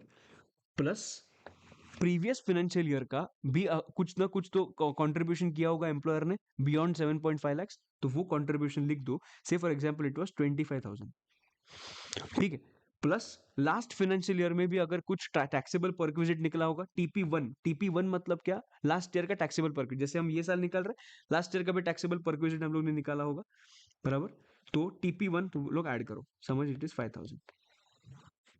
और इस पे तुम लोग क्या करो, इस पे रेट अप्लाई करो, मतलब ये जो होगा वो करंट ईयर का रेट होगा, जो भी करंट ईयर का रेट है। इसके लिए मैंने क्वेश्चन इधर ड्राफ्ट किया है। मैं तो मुझे ना क्या करना है मालूम है, अपना 1 आवर 35 के अंदर एक्चुअली हो गया है सब कुछ, बट मुझे तुम लोगों के साथ ये चीज डिस्कस करनी है अभी, बिकॉज ये तुम लोगों को ना आना चाहिए, बिकॉज इसमें से क्वेश्चन आता है और it is really very simple. Mister Sunil is the CEO of Sheetal textiles limited. His basic salary 6 lakhs per month, 6 lakhs per month उसका बेसिक सैलरी है। He is paid 8% of dearness allowance and he contributes 10% of his pay and dearness allowance towards recognized provident fund. Very good. उसने contribute किया and company contributes the same amount.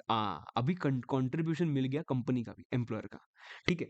Accumulated balance in the RPF as on 1/4/2020 and 31/3/2020 and 31/3/2000 sorry 1/4/2020 31/3/2021, मतलब कहने से ये opening balance मिल गया मुझे और ये क्लोजिंग बैलेंस मिल गया 2021 का। और उन्होंने बोला है कि 22 का भी हम लोग दे रहे हैं, मतलब कहने से यही क्लोजिंग जो है वो नेक्स्ट ईयर का ओपनिंग बन जाएगा दोस्त, और ये नेक्स्ट ईयर का क्लोजिंग बन जाएगा, बराबर है। परफेक्ट एकदम। ओके, सो बेसिकली मेरे पास ये साल का कंट्रीब्यूशन के लिए ओपनिंग बैलेंस दिया है, दैट इज, आराम से देखना मैं क्या बोल रहा हूं, मेरे फंड का ओपनिंग बैलेंस दिया है। Opening is given as 50,35,000 plus employee का कंट्रीब्यूशन निकालो ना एक बार, एम्प्लॉई का कितना कंट्रीब्यूशन है? बेसिक सैलरी पर मंथ इज 6 lakhs प्लस 8%, मतलब 6 lakhs इंटू 12 प्लस 8%, इसका 10%। देखो इधर मैंने नीचे किया होगा किधर ना किधर, it should be 7,76,000 perquisite value taxable under section 17(2)(7). It should be 7,77,600। एक बार देखना, it should be the same, correct एकदम। I hope you are clear with this part. अभी हम लोग क्या करेंगे, 7,77,600 इधर ऐड करेंगे, 7,77,600 कहने से ये दोनों ने कंट्रीब्यूट किया था, मतलब एम्प्लॉयर का भी सेम कंट्रीब्यूशन था। ये इतना मेरे फंड में है, और उन्होंने बोला है आई प्लस इसमें क्या होता है, यूजुअली इंटरेस्ट आता है। अभी इंटरेस्ट उन्होंने नहीं दिया है, उन्होंने क्लोजिंग बैलेंस दिया है। क्लोजिंग बैलेंस कितना है? 71,46,700। तुम लोग अभी कंप्यूट करके माइनस करके मुझे ये इंटरेस्ट का फिगर बता सकते हो, फंड के इंटरेस्ट का? 7146 माइनस 777,600 माइनस 777,600 माइनस 50,35,000। एक बार पॉज करके करना। Your answer should be 5,56,500। 5,56,500। इधर लिखता हूं मैं 5,56,300। दिस इज फंड का इंटरेस्ट। हम लोग कौन से फाइनेंशियल ईयर का कर रहे हैं? 2021 का। ठीक है, अभी हम लोगों को क्या करना है, सबसे पहले मुझे क्या चाहिए, 7,50,000 के ऊपर एम्प्लॉयर ने कितना कंट्रीब्यूट किया था, वो मेरा पीसी बन गया अपॉन 2। ये मैं आंसर निकाल सकता हूँ क्या? यस, निकाल सकता हूँ, बिकॉज एम्प्लॉयर का कंट्रीब्यूशन मेरे पास है 777,600। ठीक है, 777,600 माइनस 7,50,000, कितना एक्सेस एक्सेस कंट्रीब्यूट किया है? 27,600। सो एक काम करो, 27,600 अपॉन 2 करो, इनटू मुझे क्या करना है, आर करना है। अभी आर कैसे निकलते हैं? आर मतलब आई अपॉन एफ एवरेज। आई कितना है, जस्ट हम लोग ने निकाला 556,300 अपॉन एफ एवरेज। फंड का एवरेज अगर निकालना होगा, मेरे पास कहने से ओपनिंग बैलेंस है और क्लोजिंग बैलेंस भी है। सो 50,35,000, 50,35,000 plus 71,46,700, it comes to 1,21,81,700 upon 2, it comes to 60,90,850, 60,90,850. You come here and write 60,90,850, बराबर एकदम। तो ये मैंने अगर निकाला 556,300 अपॉन 60,90,850, ये मुझे इंटरेस्ट रेट मिलेगा ऑफ 9.13%। बराबर है। सो 9.13% हम लोग इधर अप्लाई करेंगे, एंड ये तुम लोगों का आंसर मिल जाएगा। लास्ट पार्ट है, अच्छे से देखना है क्या बोल रहा हूं मैं। 27,600 अपॉन 2 इंटू 9.13%, एकदम परफेक्ट है। ये मेरा पीसी अपॉन 2 इंटू आर बन गया। ये मेरा फर्स्ट ईयर का आंसर मिल गया। और अभी माइनस करूंगा PC1 plus TP1 last year का कुछ होगा तो इंटू आर। बट उन्होंने लास्ट ईयर का इंफॉर्मेशन नहीं दिया है, इसके वजह से ये पूरा का पूरा जीरो आ जाएगा। सॉरी, ये पूरा का पूरा क्या आ जाएगा, जीरो आ जाएगा। सो देखो, your answer should come as like this, that is 1261। बराबर है। तो अभी नेक्स्ट ईयर भी वैसे ही करेंगे। नेक्स्ट ईयर में कहने से नेक्स्ट ईयर का फॉर्मूला क्या है, एवरीबॉडी प्लीज ध्यान देना। पीसी अपॉन 2 सेम चीज into R plus plus plus plus PC1 plus TP1 into R. Okay, now PC इधर भी सेम है, इधर भी सेम है। Can I say PC is going to be the same, that is 27,600। इधर कैसे आएगा 27,600 अपॉन 2 इंटू आर। आर के लिए वापस हम लोगों को इंटरेस्ट एंड एवरेज निकालना पड़ेगा। बराबर, अभी इंटरेस्ट के लिए सेम चीज करेंगे। अभी इधर सिर्फ closing and opening is different. So basically इधर जो हम लोग करेंगे, सो ओपनिंग कितना आएगा, opening is going to be 71,46,700 plus 777,600 plus 777,600। बराबर, ये एम्प्लॉई का हो गया और ये एम्प्लॉयर का होगा। इंटरेस्ट इधर आएगा और इधर क्लोजिंग आएगा, और क्लोजिंग उन्होंने ऑलरेडी दिया है 94,57,700। Identify the interest and F average वैसे निकालो। इंटरेस्ट इधर आया 7,55,800 एंड एफ एवरेज निकालने के लिए ओपनिंग प्लस क्लोजिंग करके अमाउंट आया 83,02,200। एकदम मस्का। Okay, no this is how, अगर कंप्यूट किया तो इंटरेस्ट आता है 755 minus 83, it comes to 9.10%। So कहने से इधर आई कैन राइट 9.10%। ये मेरा पहला आंसर मिल गया। प्लस PC1, PC1 मतलब लास्ट से पीछे देखने का है। PC1 मतलब लास्ट टाइम का कितना था, PC1 पीसी कितना था लास्ट ईयर का, लास्ट ईयर का भी पीसी कितना था, 27,600। बराबर है, तो इधर हम लोग 27,600 लिख देंगे। सर लास्ट ईयर का टैक्सेबल परक्विजिट कितना था? 1261। तो इधर आएंगे और लिखेंगे 1261, और ये आने के बाद इंटू करेंगे आर, और आर हम लोगों को ऑलरेडी मालूम है, that is 9.10%।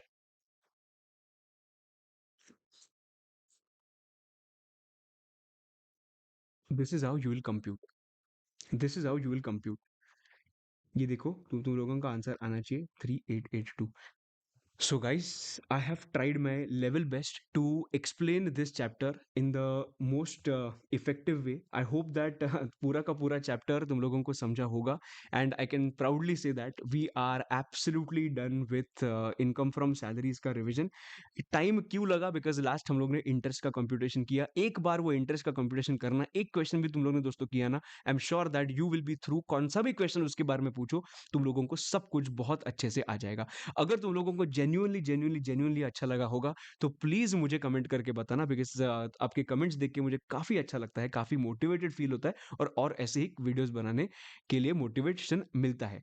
Right, so that's it for today's video. अगर नए हो गए चैनल तो प्लीज सब्सक्राइब करना, लाइक करना, कमेंट जरूर करना, और सब दोस्तों के साथ शेयर करना। This is Amit Mahajan, I will see you in the next video. Till then, bye bye, see you and take care, bye bye bye.